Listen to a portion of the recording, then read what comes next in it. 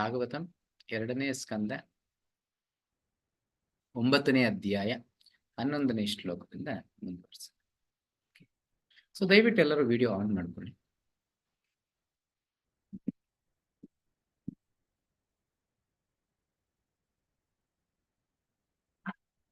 ಶ್ವಾಮಾವಧಾಥ ಶತಪತ್ರಲೋಚನಃ ಪಿಶಂಗಾವಸ್ತ್ರ ಸುರೂಚಾ ಸುಪೇಶಸಃ survey ಚತುರ್ಬಾಹವ ಉನ್ಮಿಷಾನ್ಮನೆ ಪ್ರವೇಕ ನಿಷ್ಖಾಬರಾನ ಸುವಾರ್ಚಸಃ. The inhabitants of the Vaikuntha planets are described as having a glowing sky bluish complication. Krishna ಈ ಒಂದು ವೈಕುಂಠ ವಾಸಿಗಳಲ್ಲಿ ಅವರ ಒಂದು ಬಣ್ಣ ಯಾವ ರೀತಿ ಇರುತ್ತೆ, ಅವರ ವರ್ಣ ಯಾವ ರೀತಿ ಇರುತ್ತೆ ಅಂದ್ರೆ, ಈ ಒಂದು ಆಕಾಶ ಯಾವ ರೀತಿ ಇದೆ, ನೀಲಿ ವರ್ಣದ ಒಂದು ಬಣ್ಣ ಏನಿದೆ ಆ ರೀತಿಯಾಗಿರುತ್ತೆ. Their eyes resemble lotus flowers, ಅವರ ಕಣ್ಣುಗಳು ತಾವರೆ ಹೂವಿನ ತರ ಅರಳಿರುತ್ತೆ. Their dress is of yellowish colour. So ಭಗವಂತನ ಯಾವ ರೀತಿ ವಸ್ತ್ರಗಳನ್ನ ತೊಡಗಿಸ್ತಾನೆ ಅದೇ ರೀತಿಯ ವಸ್ತ್ರಗಳು ಅವ್ರದ್ದು ಆಗಿರುತ್ತೆ. ಅವರು ಈ ಒಂದು ಪಿತಾಂಬರ ವಸ್ತ್ರಗಳನ್ನ ಧರಿಸಿರ್ತಾರೆ. And their bodily features very attractive. ಅವರ ದೇಹದ ಒಂದು ಕಾಂತಿ, ದೇಹದ ಒಂದು ಆಕಾರ ಬಂದು ತುಂಬಾ ಆಕರ್ಷಣೀಯವಾಗಿ ಇರುತ್ತೆ. Okay, there are just the age of growing youths. They all have 4 hands. ಎಲ್ಲರಿಗೂ 4 ಭುಜಗಳಿದೆ. ಎಲ್ಲರ ಒಂದು ಯೌವನ ಯಾವ ರೀತಿ ಇರುತ್ತೆ ಅಂದ್ರೆ, ಬಾಲ್ಯದಿಂದ ಯೌವನಕ್ಕೆ ಬಂದಾಗ ಪ್ರಾರಂಭದಲ್ಲಿ ಯಾವ ಇರುತ್ತೆ ಆ ರೀತಿಯಾಗಿ. ಉದಾಹರಣೆಗೆ ಒಂದು 15-16 ವಯಸ್ಸಿನ ಹುಡುಗ ಯಾವ ರೀತಿ ಇರ್ತಾರೆ ಆ ರೀತಿಯಲ್ಲಿ ಇರ್ತಾರೆ. They are all nicely decorated with pearl necklaces with ornamental medallions, and they all appear to be effulgent. So ಅವರೆಲ್ಲರೂ ಈ ಒಂದು ಮುತ್ತಿನ ಒಂದು ಹಾರಗಳನ್ನ ಹಾಕೊಂಡಿರ್ತಾರೆ. ಸೊ ಮಣಿಗಳನ್ನ ಧರಿಸಿರ್ತಾರೆ. ಎಲ್ಲರೂ ಪ್ರಕಾಶಮಯದಲ್ಲಿ ಇರ್ತಾರೆ. The inhabitants in Vaikuntha Loka are all personalities with spiritual bodily features not to be found in the material world. So Prabhupada ಹೇಳ್ತಿದ್ರೆ, ಅವರೆಲ್ಲ ಆಧ್ಯಾತ್ಮಿಕ ದೇಹವನ್ನು ಹೊಂದಿರ್ತಾರೆ, ಅವರು ಈ ಒಂದು ಭೌತಿಕದ ದೇಹವನ್ನು ಹೊಂದಿರೋದಿಲ್ಲ. We can find the descriptions in the revealed scriptures like Srimad-Bhagavatam. ಇದನ್ನೆಲ್ಲ ನಾವು ಶ್ರೀಮದ್-ಭಾಗವತದಲ್ಲಿ ನೋಡ್ಕೊಳ್ಬಹುದು. Impersonal descriptions of transcendence in the scripture indicate that the bodily features in Vaikuntha Loka are never to be seen in any part of the universe. So ಈ ಒಂದು ನಿರಾಕಾರವಾದಿಗಳು ಏನ್ ಹೇಳ್ತಾರೆ, ಈ ಒಂದು ವೈಕುಂಠವಾಸಿಗಳ ಒಂದು ರೂಪವನ್ನು ಎಲ್ಲಿ ಬ್ರಹ್ಮಾಂಡದಲ್ಲಿ ನಾವು ನೋಡೋದಕ್ಕೆ ಆಗೋದಿಲ್ಲ ಅಂತ ಹೇಳ್ತಾರೆ. As there are different bodily features in different places of a particular planet, or as there are different bodily features between bodies in different planets, similarly the bodily features in the inhabitants in Vaikuntha Loka are completely different from those in the material universe. ಅದು ಸಹಜತೆ ತಾನೆ. ಯಾವ ರೀತಿ ಅಂದ್ರೆ, ಒಂದೊಂದು ಊರಲ್ಲಿ ಒಬ್ಬೊಬ್ರು ಒಂದೊಂದು ರೀತಿಯಲ್ಲಿ ಇರ್ತಾರೆ, ಎಲ್ಲರೂ ಒಂದೇ ತರ ಇರಲ್ಲ. ಅವರ ದೇಹದ ಒಂದು ರಚನೆನೇ ಬದಲಾವಣೆ ಆಗಿರುತ್ತೆ. ಅದ್ರ ಜೊತೆಗೆ ವಾತಾವರಣನೂ ಅಷ್ಟೇ. ಸೊ ನಾವು ಈ ಲೋಕದಲ್ಲಿ ಹೇಳ್ತೀವಿ, ಆದ್ರೆ ಬೇರೆ ಲೋಕದಲ್ಲಿ ಬೇರೆ ರೀತಿಯ ಇರುತ್ತೆ. ಆ ಒಂದು ಏನ್ ಹೇಳ್ತೀವಿ, ಗ್ರಾವಿಟೇಷನಲ್ ಪುಲ್, ಆ ಒಂದು ಗ್ರಹಣ ಶಕ್ತಿ ಕೂಡ ವ್ಯತ್ಯಾಸದಲ್ಲಿರುತ್ತೆ. ಇಲ್ಲಿ ಯಾರಾದ್ರೂ ಒಂದು 100 kg ಎತ್ತಕ್ಕಾಗುತ್ತೆ ಅಂದ್ರೆ ಅಲ್ಲಿ 1000 kg ಎತ್ಬೋದು. ಸೊ ಆ ಮಟ್ಟಿಗೆ ವ್ಯತ್ಯಾಸಗಳು ಅನ್ನೋದಿರುತ್ತೆ. ಅಂದ್ರೆ ನಮ್ಮ ಒಂದು ವಿಶ್ವದೊಳಗಡೆನೆ ಇಷ್ಟು ವ್ಯತ್ಯಾಸಗಳಿರುವಾಗ ವೈಕುಂಠ ವಾಸಿಗಳು ಹೆಂಗಿರ್ತಾರೆ, ಅವ್ರನ್ನ ಯಾರನ್ನಾದ್ರೂ ನಾವ್ ಇಲ್ಲಿ ನೋಡಕ್ಕಾಗುತ್ತೆ? ಈ ಒಂದು ಭೌತಿಕದಲ್ಲಿ ಖಂಡಿತ ಆಗುತ್ತೆ. For example, the 4 hands are distinct from the 2 hands in this world. ಉದಾಹರಣೆಗೆ ಎಲ್ಲದಕ್ಕಿಂತ ಅತಿ ಸರಳವಾದ ಒಂದು ಅರ್ಥ ಅಂದ್ರೆ, ಈ ಒಂದು ಲೋಕದಲ್ಲಿ ಇರೋರಿಗೆಲ್ಲ 2 ಭುಜಗಳಿರುತ್ತೆ, ಆದ್ರೆ ವೈಕುಂಠ ವಾಸಿಗಳೆಲ್ಲ 4 ಭುಜಗಳಿರುತ್ತೆ. ಪ್ರವಾಲ ವೈಢೂರ್ಯ ಮೃಣಾಲ ವರ್ಚಸಃ ಪರಿಷ್ಪುರಾತ್ ಕುಂಡಲ ಮೌಲಿಮಾಲಿನಃ. Some of them are effulgent like coral and diamonds in complexion and have garlands on their heads, blooming like lotus flowers, and some wear earrings. So ಅವರ ವರ್ಣನೆ ಅನ್ನೋದು ಮಾಡಲಾಗಿದೆ. ಅವ್ರು ಯಾವ ರೀತಿ ಪ್ರಕಾಶಮಯವಾಗಿರುತ್ತೆ ಅಂದ್ರೆ, ವಜ್ರ ವೈಡೂರ್ಯಗಳು ಯಾವ ರೀತಿ ಇರುತ್ತೆ ಆ ರೀತಿ ಪ್ರಕಾಶಮಯವಾಗಿರ್ತಾರೆ. ನಂತರ ಅವರು ಮಾಲೆಗಳನ್ನ ಅವರ ತಲೆಗೆ ಧರಿಸಿರ್ತಾರೆ. ನಂತರ ಅವರ ಒಂದು ದೇಹದ ಕಾಂತಿ ಒಂದು ತಾವರೆ ಹೂವಿನ ತರ ಅರಳಿರುತ್ತೆ. ಅಂಡ್ ಕೆಲವರು ಈ ಒಂದು ಕವಚ ಕುಂಡಲಗಳನ್ನ ಧರಿಸಿರ್ತಾರೆ. There are some inhabitants who have attained liberation of sarupya or possessing bodily features like those of the personality of Godhead. The Vaidurya diamond is especially meant for the personality of Godhead, but one who achieves the liberation of bodily quality with the Lord is especially favored with such diamonds on his body. So ಈ ಒಂದು ವೈಡೂರ್ಯ ಅನ್ನೋದೇನಿದೆ ಅದು ಭಗವಂತನಿಗೆ ಮಾತ್ರ ಸಲ್ಲುವಂಥದ್ದು. ಆದ್ರೆ ಕೆಲವರು ಈ ಒಂದು 5 ಮುಕ್ತಿಗಳಿದೆ, ಅದರಲ್ಲಿ ಸಾರೂಪ್ಯ ಮುಕ್ತಿಯನ್ನು ಯಾರು ಪಡೆದಿರ್ತಾರೆ ಅವರಿಗೆಲ್ಲಾನು ಈ ಒಂದು ವಜ್ರವನ್ನು ಧರಿಸುವ ಒಂದು ಅವಕಾಶ ಇರುತ್ತೆ. ಸೊ ಅವರೆಲ್ಲ ವಜ್ರಗಳನ್ನ ಧರಿಸಿರ್ತಾರೆ. ಸೊ ಯಾರಾದ್ರೂ 5 ಮುಕ್ತಿಗಳ ಬಗ್ಗೆ ಹೇಳ್ತೀರಾ? ಎಲ್ಲರಿಗೂ ಗೊತ್ತಿರೋದೆ, ಬಟ್ ಸ್ಟಿಲ್ ರೀಕ್ಯಾಪ್ ಜಸ್ಟ್ ಮತ್ತೊಮ್ಮೆ ತಿಳ್ಕೊಳ್ಳೋಕೆ. ಸಾಯುಜ್ಯ, ಸಾಲೋಕ್ಯ, ಸಾರೂಪ್ಯ,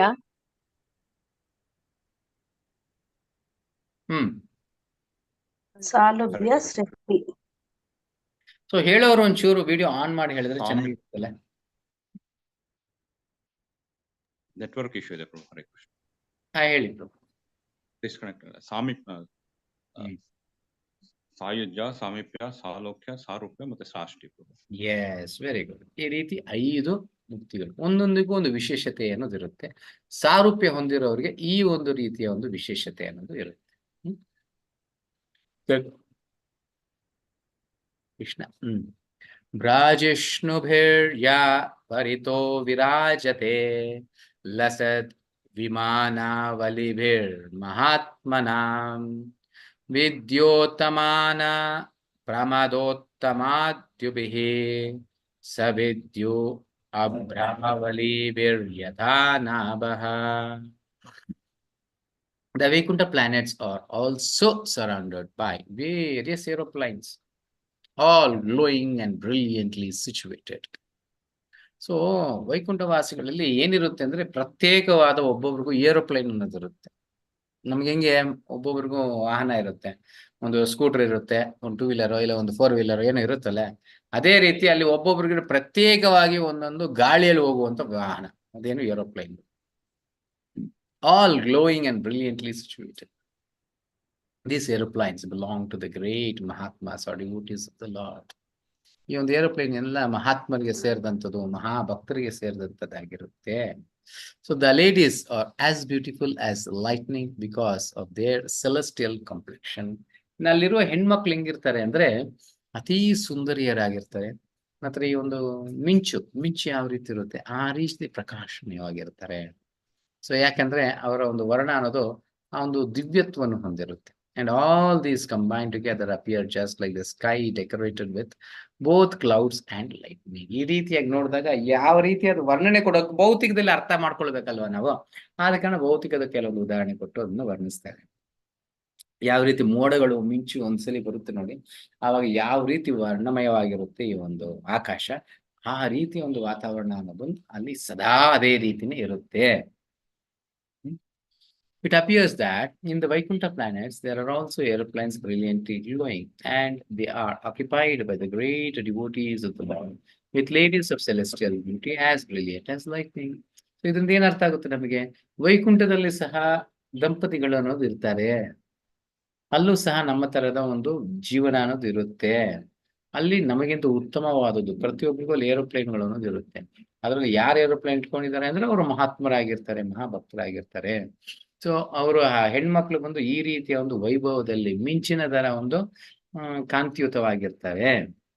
As there are aeroplanes, so there must be different types of carriages like aeroplanes, but they may not be driven missions as we have experienced in this world. So ಈ ರೀತಿಯಾಗಿ ಇದನ್ನೆಲ್ಲ ಕೇಳಿಸ್ಕೊಂಡು ನಮ್ಗೆ ಸ್ಪಷ್ಟ ಆಗುತ್ತೆ, ಅಲ್ಲಿ ನಮ್ಮನ್ನ ಇಲ್ಲಿಂದ ಇನ್ನೊಂದು ಜಾಗ ಕರ್ಕೊಂಡು ಹೋಗುವಂತ ಒಂದು ಗಾಡಿಗಳಿರುತ್ತೆ, ಎಲ್ಲರದ್ದು ಅವ್ರದೇ ಆದ ಒಂದು ಗಾಡಿಗಳಿರುತ್ತೆ. ಆದ್ರೆ ನಾವು ನೋಡೋ ರೀತಿಯಲ್ಲಿ ಇಲ್ಲಿ ಭೌತಿಕದ ಒಂದು ವಾಹನಗಳು ಹೆಂಗಿದೆ ಆ ರೀತಿ ಭೌತಿಕ ವಾಹನಗಳಾಗಿರಲ್ಲ. Because everything is of the same nature of eternity, bliss and knowledge, the aeroplanes and carriages are of the same quality as Brahman. So ಎಲ್ಲವೂ ಸಚ್ಚಿತ್ ಆನಂದ ಆಗಿರೋದ್ರಿಂದ ಅಲ್ಲಿ ಆ ಲೋಕದಲ್ಲಿರುವ ಪ್ರತಿಯೊಂದು ವಸ್ತುಗಳನ್ನು ಬ್ರಹ್ಮನ್ ಆಗಿರುತ್ತೆ. ಬ್ರಹ್ಮನ್ ಅಂದ್ರೆ ಏನು? ನಿನ್ನೆ ಡಿಸ್ಕಸ್ ಮಾಡಿದ್ವಲ್ಲ. ಚೇತನಾತ್ಮ ಪ್ರಭು. Very good. ಸೊ ಚೇತನಾತ್ಮ ಅಂದ್ರೆ ಅದು ಬಂದ್ಬಿಟ್ಟು ಜೀವಂತವಾಗಿರುವಂತದ್ದು, ಜಡವಸ್ತು ಅಲ್ಲ. Okay, although there is nothing except Brahman, one should not mistakenly think that there is only void and no variegated. ಅಲ್ಲಿರೋದು ಬರೀ ಬ್ರಹ್ಮನ್ ಆಗಿರುತ್ತೆ. ಮೂರ್ಖತ್ವದಲ್ಲಿ ಯಾರಾದ್ರೂ ತಪ್ಪಾಗಿ ತಿಳ್ಕೊಂಬಾರ್ದು, ಅಲ್ಲಿ ಏನು ಬರೀ ಶೂನ್ಯವಾದ ಇರುತ್ತೆ, ಏನು ಇದಿರೋದಿಲ್ಲ, ವಿವಿಧತೆ ಇರೋದಿಲ್ಲ ಅಂತ ಮೂರ್ಖತ್ವದಲ್ಲಿ ತಿಳಿಬಾರ್ದು. ಇಲ್ಲಿಗಿಂತ ವಿವಿಧತೆ ಹೆಚ್ಚಿಗೆ ಇರುತ್ತೆ, ಹೆಚ್ಚಿನ ಸಂತೋಷ ಇರುತ್ತೆ, ಹೆಚ್ಚಿನ ಕಾರ್ಯಶೀಲರಾಗಿರ್ತೀವಿ. Thinking like that is due to a poor part of knowledge. Otherwise, no one would have such a misconception of wideness in Brahman. ಇದು ಖಂಡಿತ ಅಜ್ಞಾನತನವಾಗಿರುತ್ತೆ, ಅಲ್ಪ ಬುದ್ಧಿವಂತಿಕೆ ಆಗಿರುತ್ತೆ ಈ ರೀತಿಯ ಆಲೋಚನೆಗಳು. ಇಲ್ಲ ಅಂದ್ರೆ ಬ್ರಹ್ಮನಲ್ಲಿ ಶೂನ್ಯವಾದವನ್ನು ಹುಡುಕುವಂತ ಮಹಾತ್ಮ ಯಾರಿರ್ತಾನೆ ಅಲ್ವೇ? As there are aeroplanes, ladies and gentlemen, so there must be cities and houses and everything else just suitable to the particular planets. So ಅಲ್ಲಿ ಖಂಡಿತ ಈ ರೀತಿ ಏರೋಪ್ಲೇನ್ಗಳಿದೆ, ಹೆಂಗಸರಿದ್ದಾರೆ, ಗಂಡಸರಿದ್ದಾರೆ, ಎಲ್ಲ ಇದೆ ಅಂದ್ರೆ ಖಂಡಿತ ಈ ರೀತಿಯ ಒಂದು ನಗರಗಳು ಇರಬೇಕು, ಅಲ್ಲಿ ಮನೆಗಳು ಇರಬೇಕು, ಎಲ್ಲ ರೀತಿಯಾಗಿರ್ಬೇಕು. ಒಂದು ಗ್ರಹ, ಆ ಗ್ರಹಕ್ಕೆ ಅನುಕೂಲತೆಯಾಗಿರುವಂತಹ ವಾತಾವರಣ ಅನ್ನೋದು ಅಲ್ಲಿರುತ್ತೆ. One should not carry the ideas of imperfection from this world to the transcendental world and not take into consideration the nature of the atmosphere as completely free from the influence of time, etc., as described previously.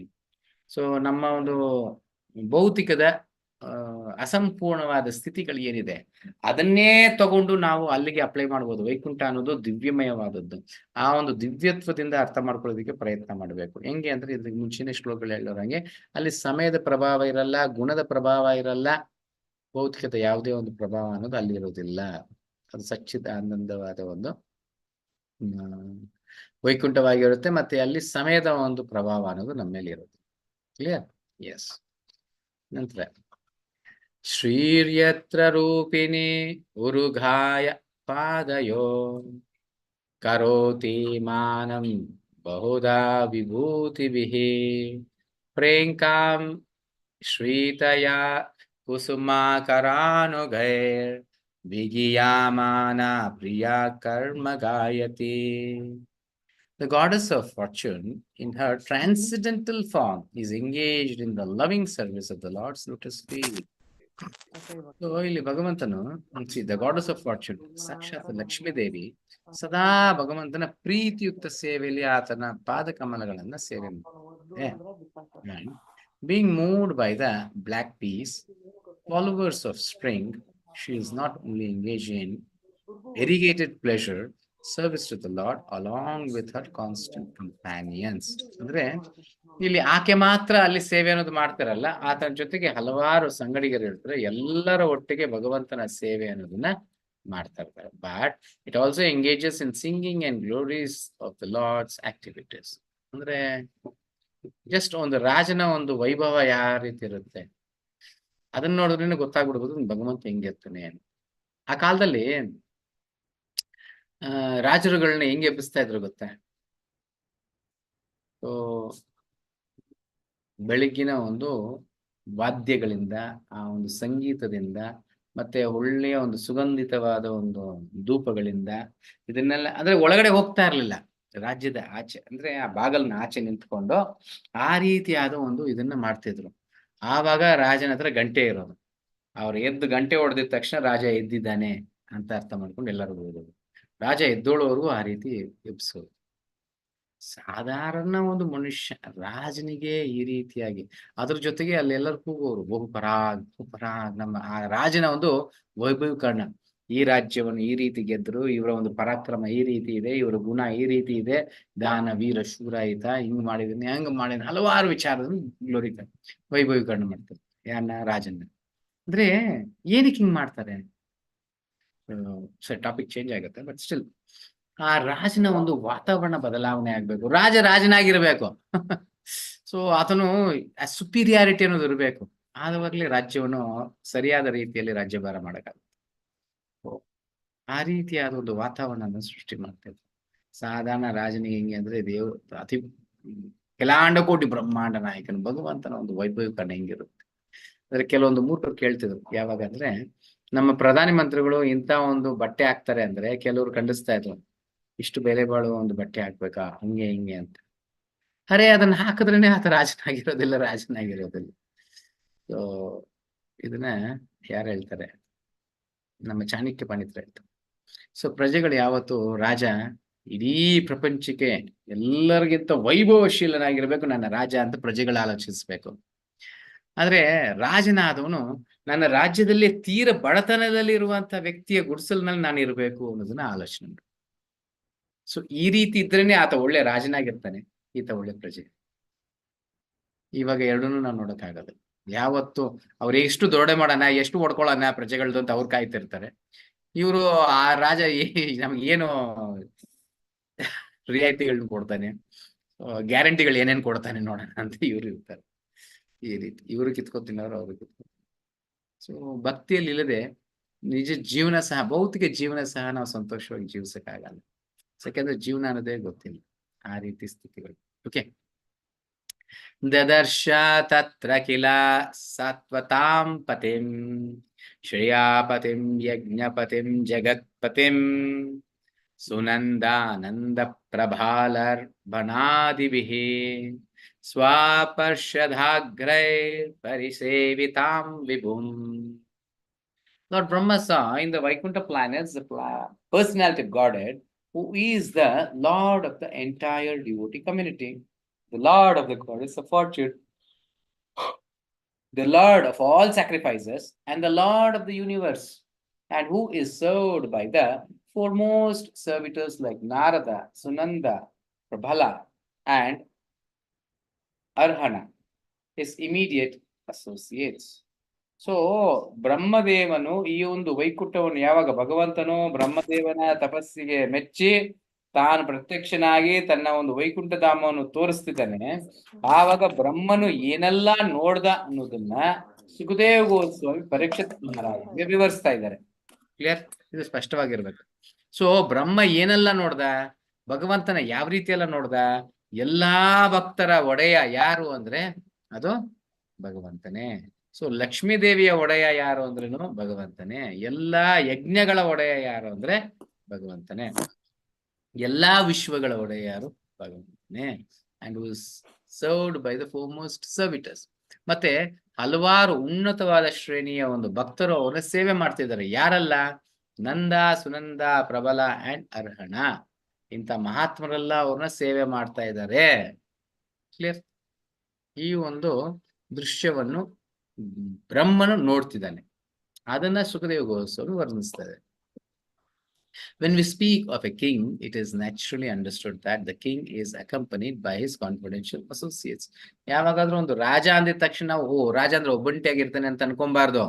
ಎಲ್ಲಾದ್ರೂ ರಾಜ ಹೋಗ್ತಿದ್ದಾನೆ ಅಂದ್ರೆ ರಾಜ ಗಾಂಭೀರ್ಯದಿಂದ ಆತನ ಒಂದು 10 ಜನರು ಆತನ ಹಿಂದೆ ಹೋಗ್ತಿರ್ತಾರೆ ಅನ್ನೋದನ್ನ ಊಹಿಸ್ಕೊಳ್ಬೇಕು. Like his secretary, private secretary, 8 they camp ministers and advisors. ಇವರೆಲ್ಲರೂ ಒಟ್ಟಿಗೆ ಇರ್ತಾರೆ. Correct? Yes. So also when we see the lord, we see him with his different energies, associates, confidential servitors, etc.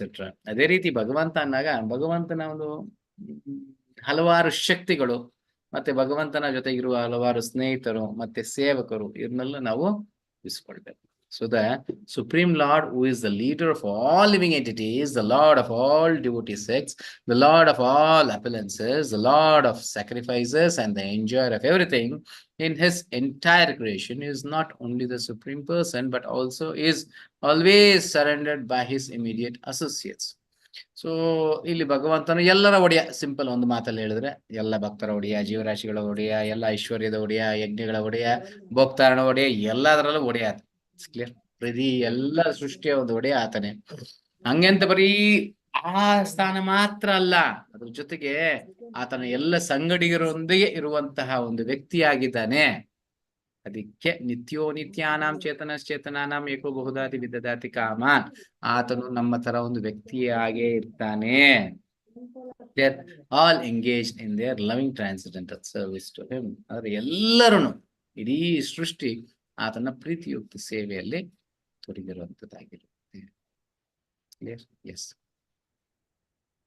ಭೃತ್ಯಾ ಪ್ರಸಾದಾಭಿಮುಖಂ ದೃಕ್ ಆಸವಂ ಪ್ರಸನ್ನಾಹಾಸರುಣಾ ಲೋಚನಾನಾನಂ ಕಿರೀಟೀನಾಂ ಕುಂಡಲೀನಾಂ ಚತುರ್ಭುಜಂ ಪೀತಾಂಶುಕಾಂ ವಕ್ಷಸಿ ಲಕ್ಷಿತಾಂ ಶ್ರಿಯಾ. The personality of Godhead seen leaning favorably towards his loving servitors is very slight, intoxicating, and attractive, appear to be very much satisfied. So ಇಲ್ಲಿ ಭಗವಂತನು ತಮ್ಮ ಒಂದು ಸೇವಕರ ಮೇಲೆ ಪ್ರೀತಿಸ್ತಾ ಇರುವಂತಹ ಒಂದು ಅನುಯಾಯಿಗಳು ಇಲ್ಲ ಸೇವಕರು ಯಾರಿದ್ದಾರೆ ಅವ್ರ ಮೇಲೆ ಒಂಚೂರು ವಾಲಿದ್ದಾರೆ. ಆ ದೃಶ್ಯವನ್ನ ನೋಡಿದ ತಕ್ಷಣನೇ ನೋಡ್ದಂಥವ್ರಿಗೆ ಅದು ಮತ್ತು ಅನ್ನೋದು ಇರುತ್ತೆ, ಆ ಭಕ್ತಿಯ ಒಂದು ಮತ್ತು ಅನ್ನೋದು ಬರುತ್ತೆ. He had a smiling face decorated with an enchanting reddish hue. So ಆತ ಒಂದು ಮುಗುಳ್ನಗೆ ಯಾವ ರೀತಿ ಇದೆ ಅಂದ್ರೆ ಭಾಗವತದಲ್ಲಿ ವರ್ಣಿಸ್ತಾನೆ, ಬಿಂಬ ಹಣ್ಣಿನ ಒಂದು ತುಟಿಯನ್ನ ಹೊಂದಿರೋ ಒಂದು ಮುಗುಳ್ನಗೆ ಆಗಿರುತ್ತೆ. ಸೊ ಆ ರೀತಿ ಕೆಂಪಾಗಿರುವ ಒಂದು ತುಟಿಯ ಒಂದು ಮುಗುಳ್ನಗೆ ಆಗಿರುತ್ತೆ. He was dressed in yellow robes and wore earrings and a helmet on his head. So ಆತನು ಈ ಒಂದು ಕಿವಿಗೆ ಓಲೆಯನ್ನ ಧರಿಸಿದ್ದಾನೆ, ಪೀತಾಂಬರ ವಸ್ತ್ರಗಳನ್ನು ಧರಿಸಿದ್ದಾನೆ, ತಲೆಗೆ ಕಿರೀಟ ಅನ್ನೋದನ್ನ ಧರಿಸಿದ್ದಾನೆ. He had 4 arms. ಆತನಿಗೆ 4 ಭುಜಗಳಿತ್ತು. And his chest was marked with the lines of the golden goddess of fortune. ನಂತರ ಆತನ ಎದೆಯ ಭಾಗದಲ್ಲಿ, ಎದೆಯ ಮೇಲೆ ಶ್ರೀವತ್ಸದ ಒಂದು ಗೆರೆಗಳು ಅನ್ನೋದು ಇರುತ್ತೆ. With the lines of goddess of fortune. ಅದೇನದು? ಶ್ರೀಮತಿ ಲಕ್ಷ್ಮೀತೆ. ಸೊ ಶ್ರೀವತ್ಸ ಹೆಂಗಿರುತ್ತೆ ಗೊತ್ತಾ ಎಲ್ಲರಿಗೂ? ಹೆಂಗಿರುತ್ತೆ? ಟ್ರಯಾಂಗಲ್ ಶೇಪ್ ಅಲ್ಲಿ ಇರುತ್ತೆ. ಟ್ರಯಾಂಗುಲರ್ ತ್ರಿಭುಜ.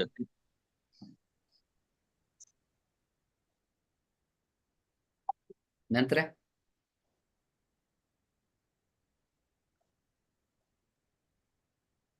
ಲಕ್ಷ್ಮಿ ಛಾಯೆ ಇರುತ್ತೆ, ಲಕ್ಷ್ಮಿ ಇಂಪ್ರೆಷನ್. ಲಕ್ಷ್ಮಿ ಇಂಪ್ರೆಷನ್ ಇರುತ್ತೆ. ಓಕೆ, ಆಮೇಲೆ ತಿರುಪತಿನಲ್ಲಿ ಅದ ಹಳದಿ ಕೊಟ್ಟಿದ್ರಲ್ಲ ಪ್ರಭು, ಅದ್ರಲ್ಲಿ ನಾನು ನೋಡಿ. ಓಕೆ, ಆಮೇಲೆ ಬೇರೆ ಯಾರಿಗಾದ್ರೂ ಗೊತ್ತಾ?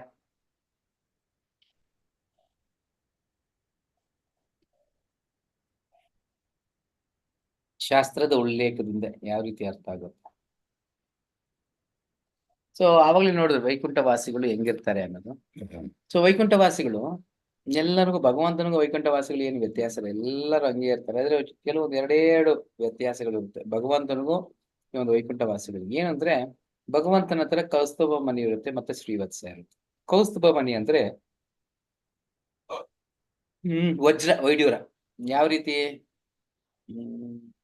ಈ ಕಲರ್ ಅಲ್ಲಿ ಆಲ್ಮೋಸ್ಟ್ ಹಸಿರು ಕಲರ, ಹಸಿರು ಬಿಳಿ ನೀಲಿ ಆ ವರ್ಣದಲ್ಲಿ ಇರುತ್ತೆ. ಭಗವಂತನ ಎದೆ ಎಷ್ಟು ಭಾಗ ಇದೆ, ಎದೆ ಅಷ್ಟು ದೊಡ್ಡದಾಗಿರುತ್ತೆ ಆ ಒಂದು ಮಣಿ. ಸೊ ಅದನ್ನ ಧರಿಸೋದಿಕ್ಕೆ ಆ ಎದೆ ಬೇಕು, ಎಲ್ಲರೂ ಧರ್ಸಕ್ಕಾಗಲ್ಲ. ಆದ ಕಾರಣ ವೈಕುಂಠವಾಸಿಗಳಿಗೆ ಯಾರಿಗೂ ಇರಲ್ಲ, ಭಗವಂತನಿಗೆ ಮಾತ್ರ ಆ ಒಂದು ಮಣಿ ಇರುತ್ತೆ. ನಂತರ ಆ ಒಂದು ಶ್ರೀವತ್ಸ ಅಂದ್ರೆ ಎದೆ ಭಾಗದಲ್ಲಿ ಬಿಳಿ ಕೂದಲಿರುತ್ತೆ. ಸೊ ಅದು ಲಕ್ಷ್ಮಿಯ ಒಂದು ನಿವಾಸ. ಇವೆರಡು ಮಾತ್ರ ಭಗವಂತರು ಮತ್ತೆ ಅಲ್ಲಿ ಇರುವಂತಹ ಎಲ್ಲರ ಒಂದು ವ್ಯತ್ಯಾಸತೆ ಇರುವುದಿಲ್ಲ.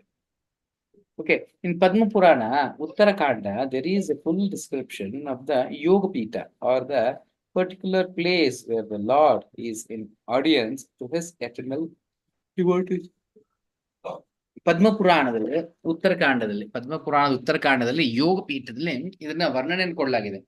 ಭಗವಂತನ ದರ್ಶನ ಕೊಡುವಾಗ ತನ್ನ ಭಕ್ತರಿಗೆ ಯಾವ ರೀತಿ ಇರ್ತಾನೆ ಅನ್ನೋದನ್ನ ಹೇಳಲಾಗಿದೆ. ಇನ್ that yoga pitha the personification of religion, knowledge, opulence and renunciation are all seated at the lotus feet of the Lord. So ಅದರಲ್ಲಿ ವರ್ಣನೆ ಆಗಿದೆ ಎಲ್ಲಾ ರೀತಿಯ ಒಂದು ಪರ್ಸನಾಲಿಟೀಸ್ ಅಂದ್ರೆ ಏನ್ ಹೇಳೋಣ. ಉದಾಹರಣೆಗೆ ಗಂಗಾದೇವಿ ಅಂತೀವಿ. ನಮಗೆ ಗಂಗಾದೇವಿ ಅಂದ್ರೆ ನೀರು, ಅದರ ಆಧ್ಯಾತ್ಮಿಕ ದೃಷ್ಟಿಯಲ್ಲಿ ಗಂಗಾದೇವಿ ಅಂದ್ರೆ ಒಂದು ಹೆಣ್ಣಿನ ಸ್ವರೂಪ ಇರುವುದು. ಭೂಮಿ ತಾಯಿ ಅಂದ್ರೆ ನಮಗೆ ಈ ರೀತಿ ಭೂಮಿ ಆಗಿರುತ್ತೆ, ಮಣ್ಣು ಅಲ್ಲಿ ಭೂಮಿ ತಾಯಿ ಅಂದ್ರೆ ಒಂದು ಹೆಣ್ಣಿನ ಸ್ವರೂಪ ಆಗಿ, ಅದನ್ನ ಪರ್ಸಾನಿಫಿಕೇಶನ್. ಸೊ ಯಾವ್ಯಾವ ಪರ್ಸಾನಿಫಿಕೇಶನ್ ಆಫ್ ರಿಲಿಜನ್, ಧರ್ಮದ ಒಂದು ದೇವತೆ. ಜ್ಞಾನದ ದೇವತೆ, ಐಶ್ವರ್ಯದ ದೇವತೆ ಮತ್ತೆ ವೈರಾಗ್ಯದ ದೇವತೆ ಎಲ್ಲರೂ ಭಗವಂತನ ಪಾದಕಮಲಗಳಲ್ಲಿ ಕುಂತ್ಕೊಂಡು ಭಗವಂತನ ಪಾದಕಮಲನ ಸೇವೆಯನ್ನು ಮಾಡ್ತಿದ್ದಾರೆ. The four Vedas, namely Rig, Sama, Yajur and Atharva, are present. They are personally to advise the Lord. ಇಲ್ಲಿ 4 ವೇದಗಳು ಭಗವಂತನ ಒಂದು ಪಾದಕಮಲದಲ್ಲಿ ಕುಂತ್ಕೊಂಡು ಭಗವಂತನಿಗೆ ಸಲಹೆಗಳು ಅನ್ನೋದನ್ನು ಹೇಳ್ತಾ ಇರುತ್ತೆ. The 16 energies headed by Chanda are all present there. So 16 ಶಕ್ತಿಗಳು ಚಂದ ಮತ್ತೆ Kumuda are the first 2 doorkeepers. At the middle door are the doorkeepers named Bhadra and Subhadra. Okay. ಇಲ್ಲಿ ಭಗವಂತನ ಒಂದು ಏನ್ ಹೇಳೋದು, ವೈಕುಂಠಕ್ಕೆ ಎಷ್ಟು ದ್ವಾರಗಳಿರುತ್ತೆ? 7 ದ್ವಾರಗಳು ಪ್ರಭು. 7 ದ್ವಾರಗಳು. 7 ದ್ವಾರ. ಆಕ್ಚುಲಿ ಮೈನಾಗಿ 4 ಇರುತ್ತೆ. 4 ದಿಕ್ಕಗಳಲ್ಲಿ 4 ಇರುತ್ತೆ. ಸೊ ಒಂದೊಂದು ಬಾಗಿಲನ್ನು 2 ದ್ವಾರಪಾಲಕರು ಇರ್ತಾರೆ. ಆ ದ್ವಾರಪಾಲಕರೇ ಇವರಾಗಿರ್ತಾರೆ. So 16 energies headed by Chanda are all present there. ಅಂದ್ರೆ ಇವರಿಗೆ ಇಷ್ಟು ಶಕ್ತಿಗಳು ಅನ್ನೋದಿರುತ್ತೆ. ದ್ವಾರಪಾಲಕರಿಗೆ, ಭಗವಂತನಿಗಲ್ಲ, ದ್ವಾರಪಾಲಕರಿಗೆ ಇಷ್ಟು ಇರುತ್ತೆ. ಸೊ ಯಾರ್ಯಾರು ಎಲ್ಲರಿರ್ತಾರೆ ಅಂದ್ರೆ ಇಲ್ಲಿ ಪ್ರಭುಪಾದ ಹೇಳಿದ್ರು. Chanda and Kumuda are the first 2 door keepers. ಮೊದಲನೇ ಡೋರ್ ಕೀಪರ್ಸ್ ಯಾರು ಅಂದ್ರೆ ದ್ವಾರಪಾಲಕರು ಈ ಚಂದ ಮತ್ತೆ ಕುಮುದ ಆಗಿರ್ತಾರೆ. At the middle door are the door keepers named Bhadra and Subhadra. Bhadra ಮತ್ತೆ ಸುಭದ್ರ ಮಧ್ಯದ ಬಾಗಿಲಿನ ಒಂದು ದ್ವಾರಪಾಲಕರಾಗಿರ್ತಾರೆ. And at the last door are Jaya and Vijaya. ಇನ್ನು ಕೊನೆಯ ಭಾಗದಲ್ಲಿ ಜಯ ವಿಜಯರು ಇರ್ತಾರೆ. There are other doorkeepers also named Kumuda, Kumudaksha, Pundarika, Vamana, Shankukarna, Sarvanetra, Sumukha, etc. The Lord's palace is well decorated and protected by the above mentioned doorkeepers. ಈ ರೀತಿ ಇವರೆಲ್ಲರೂ ದ್ವಾರಪಾಲಕರಾಗಿರ್ತಾರೆ. So ಭಗವಂತನ ವೈಕುಂಠವನ್ನ ತುಂಬಾ ಅಚ್ಚುಕಟ್ಟಾಗಿ ಅದನ್ನ ಕಾಪಾಡಲಾಗಿರುತ್ತೆ ಇವರಿಂದ. ಭಗವಂತನ ಇದ್ದಾನೆ ಕಾಪಾಡುತ್ತೆ, ಆದ್ರೆ ಭಗವಂತನ ಶಕ್ತಿಗಳು ಇವರೆಲ್ಲ. ಸೊ ಇವರು ಆ ಒಂದನ್ನ ರಕ್ಷಿಸ್ತಾ ಇರ್ತಾರೆ, ಇಲ್ಲ ಕಾಪಾಡ್ತಾರೆ. ಓಕೆ. ಅದ್ಯಾರ್ಹಣೀಯಾಸನಾಂ ಆಸ್ಥಿತಾಂ ಪರಂ ವೃತಂ ಚತೋ ಷೋಡಶ ಪಂಚಶಕ್ತಿಭಿಃ ಯುಕ್ತಾಂ ಭಗೈಸ್ವೈರ್ ಇತರಾತ್ರ ಚಾಧ್ರುವೈ ಸ್ವಾಯೇವ ಧಾಮಂ ರಮಾಮಾನಂ ಈಶ್ವರಂ. The Lord was seated on his throne and was surrounded by different energies like the 4, the 16, the 5, and the 6 natural appearances. So ಭಗವಂತನು ಅಲ್ಲಿ ಒಂದು ಸಿಂಹಾಸನದ ಮೇಲೆ ಕುಂತಿದ್ದಾನೆ ಒಳಗಡೆ. ಆತನ ಸುತ್ತಲೂ ಆತನ ಶಕ್ತಿಗಳು. ಯಾವ್ಯಾವ ಶಕ್ತಿಗಳು? 4 ಶಕ್ತಿಗಳು ಇರುವಂಥದ್ದು, 16 ಶಕ್ತಿಗಳುವಂಥದ್ದು, 5 ಶಕ್ತಿ ಉಳ್ಳಂಥದ್ದು, ಮತ್ತೆ 6 ಸಹಜತೆಯಾದ ಐಶ್ವರ್ಯಭರಿತವಾದ ಶಕ್ತಿ ಇರುವಂಥದ್ದು. ಸೊ ನಮಗೆ 6 ಶಕ್ತಿಗಳು ಮಾತ್ರ ಭಗವಂತಂದು ಹೇಳಲಾಗಿರುತ್ತೆ, ಐಶ್ವರ್ಯದ ಶಕ್ತಿಗಳು. ಈ ರೀತಿ ಹಲವಾರು ಶಕ್ತಿಗಳು ಅನ್ನೋದು ಭಗವಂತನಿಗೆ. ಇದನ್ನ ಭಗವದ್ಗೀತೆಯಲ್ಲಿ 10.42 ಭಗವಂತನು ಹೇಳ್ತಾನೆ. ಅರ್ಜುನ ಇಷ್ಟು ವಿವರವಾಗಿ ತಿಳ್ಕೊಳ್ಳೋ ಅವಶ್ಯಕತೆ ಏನಿದೆ? ನನ್ನ ಒಂದು ಅಮಿತೀಯವಾದ ಶಕ್ತಿಗಳು, ಇಡೀ ಜಗತ್ತನ್ನ ಒಂದು ಶಕ್ತಿ ವ್ಯಾಪಿಸಿದೆ. ಎಷ್ಟು? ಒಂದು ಶಕ್ತಿ ವ್ಯಾಪಿಸಿದೆ ಅಂತದ್ದು ಅಮಿತೀಯ, ಲೆಕ್ಕಕ್ಕಿಲ್ದಿರೋಷ್ಟು ಶಕ್ತಿಗಳು ಭಗವಂತಂತು.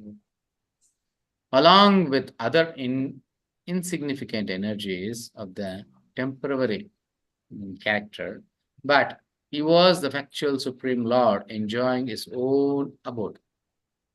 So adre along with other insignificant energies of the temporary character. ಏನಣ್ಣ, ಇನ್ಸಿಗ್ನಿಫಿಕೆಂಟ್ ಅಂದ್ರೆ ಯಾರು? ಅಲ್ಲಿರುವಂತ ವ್ಯಕ್ತಿಗಳಾಗಿರ್ತಾರೆ, ಮುಕ್ತಾತ್ಮರು ಯಾರಿದ್ರೆ ಅವರ ಒಂದು ಗುಣಗಳ ಒಟ್ಟಿಗೆ ಭಗವಂತನ ಗುಣಗಳು ಇರ್ತದೆ.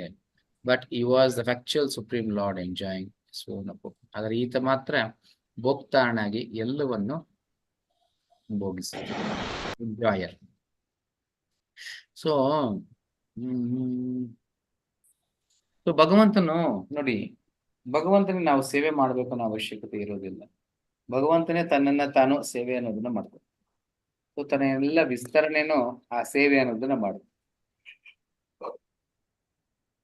ಉದಾಹರಣೆಗೆ ಹಲವಾರು ಅವತಾರಗಳು ನೋಡ್ಬೋದು. ಅದರಲ್ಲಿ ಶಕ್ತ್ಯಾವೇಶದ ಅವತಾರನೂ ನೋಡ್ತೀವಿ. ಆದ್ರೆ ಇಲ್ಲಿ ನೋಡ್ಬೋದು, ಆ ಮುಕ್ತಾತ್ಮರು ಇರುವಾಗ ಅವರೆಲ್ಲ ಇನ್ಸಿಗ್ನಿಫಿಕೆಂಟ್, ತುಂಬಾ ಕನಿಷ್ಠವಾದದ್ದು. ಆದ್ರೆ ಅದ್ರ ಜೊತೆಗೆ ಭಗವಂತನ ಶಕ್ತಿಗಳು ಅನ್ನೋದು ಸಹ ಇರುತ್ತೆ. ಸೊ ಭಗವಂತನ ಸೇವೆಗೆ ಭಗವಂತ ತನ್ನ ಶಕ್ತಿಗಳನ್ನೇ ಉಪಯೋಗಿಸ್ಬೋದು. Yes, the Lord is naturally endowed with his 6 appearances. So ಭಗವಂತನಿಗೆ ಸಹಜತೆಯಿಂದ ಈ ಒಂದು 6 ಗುಣಗಳನ್ನ ಬಗ್ಗೆ ಹೇಳ್ತೀವಿ. Especially he is the richest. ಭಗವಂತನು ಎಲ್ಲರಿಗಿಂತ ಶ್ರೀಮಂತನು. he is the most powerful. ಎಲ್ಲರಿಗಿಂತ ಶಕ್ತಿಶಾಲಿ ಆದವನು. he is the most famous. ಎಲ್ಲರಿಗಿಂತ ಖ್ಯಾತಿವಂತವನು. he is the most beautiful. ಎಲ್ಲರಿಗಿಂತ ಸುಂದರನು. he is the greatest in knowledge. ಎಲ್ಲರ ಜ್ಞಾನಗಳಿಂದ ಶ್ರೇಷ್ಠ ಜ್ಞಾನಿ. and he is the greatest renouncer as well. ಅದರ ಜೊತೆಗೆ ಎಲ್ಲ ಗುಣಗಳೊಟ್ಟಿಗೆ ಆತ ದೊಡ್ಡ ವೈರಾಗಿ ಸಹ ಆಗಿದ್ದಾನೆ. For his material creative energies, he is served by 4, namely the principles of Prakriti, Purusha, Mahatattva and Ego. So ಇಲ್ಲಿ ಇನ್ನು 4 ಶಕ್ತಿಗಳು, ಈ ಒಂದು ಭೌತಿಕ ನಿರ್ವಹಣೆ ಮಾಡುವಂತ 4 ಶಕ್ತಿಗಳು ಯಾವ್ಯಾವುದು? ಪ್ರಕೃತಿ, ಪುರುಷ, ಮಹತ್ತತ್ವ ಮತ್ತೆ ಅಹಂಕಾರ. Clear? Yes. He is also served by the 16, namely the 5 elements: earth, water, air, fire and sky.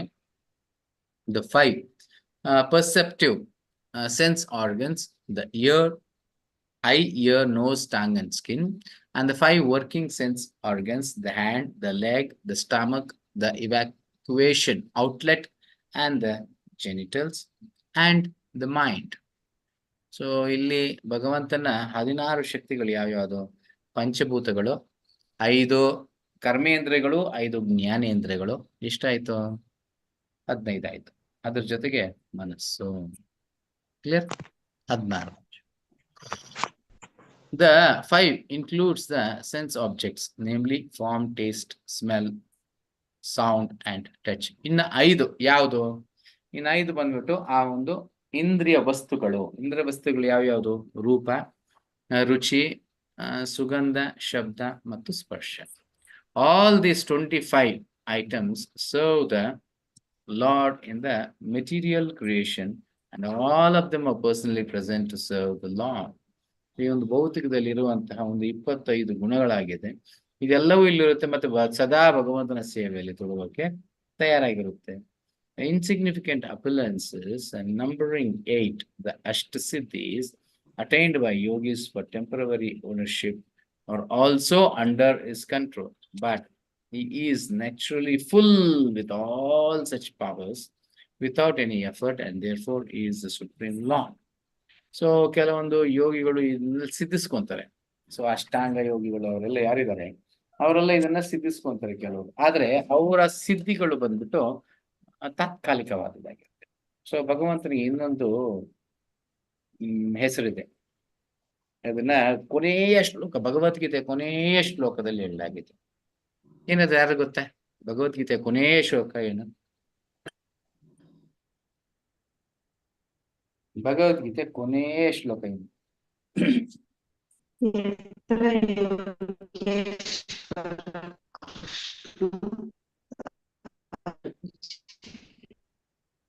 Voice out ಆಯ್ತು. ಏಕೋ ಯತ್ರ ಯೋಗೇಶ್ವರ ಕೃಷ್ಣ. ಯತ್ರ ಯೋಗೇಶ್ವರ ಕೃಷ್ಣೋ ಯತ್ರ ಪಾರ್ಥೋ ಧನುರ್ಧರಃ ತತ್ರ ಶ್ರೀ ವಿಜಯೋ ಭೂತಿ ಧ್ರುವ ನೀತಿ ಮತಿರ್ಮಮ. ಎಸ್. ಸೊ ಇಲ್ಲಿ ಏನ್ ಕೊಡ್ಲಾಗಿದೆ? ಭಗವಂತನ ಹೆಸರೇನಿದೆ? ಭಗವಂತನ ಹೆಸರೇನು? ಯೋಗೇಶ್ವರ. ಯೋಗೇಶ್ವರ. ಅರ್ಥ ಆಯ್ತಾ? ಯೋಗೇಶ್ವರ ಅಂದ್ರೆ ಏನು? ಎಲ್ಲ ಯೋಗಪೀಠದ ಅಧ್ಯಕ್ಷ. ಯೋಗಪೀಠವನ್ನು ಅಲಂಕರಿಸಿದ್ರು. ಯೋಗಪೀಠವನ್ನು ಅಲಂಕರಿಸೋಣ. ಎಲ್ಲಾ ಯೋಗಿಗಳಿಗೆ ಮುಖ್ಯಸ್ಥ ಈಶ್ವರ. ಎಲ್ಲ ಯೋಗಿಗಳಿಗೆ ಕೊಡುವಂತ ಸಿದ್ಧಿಗಳ ಒಂದು ಇದು ಇತನೇ ಆಗಿರ್ತಾನೆ. ಈ ಭಗವಂತನಿಂದ ಸಿದ್ಧಿಗಳು ಸಿಗುವಂತದ್ದು ಯೋಗೇಶ್ವರ.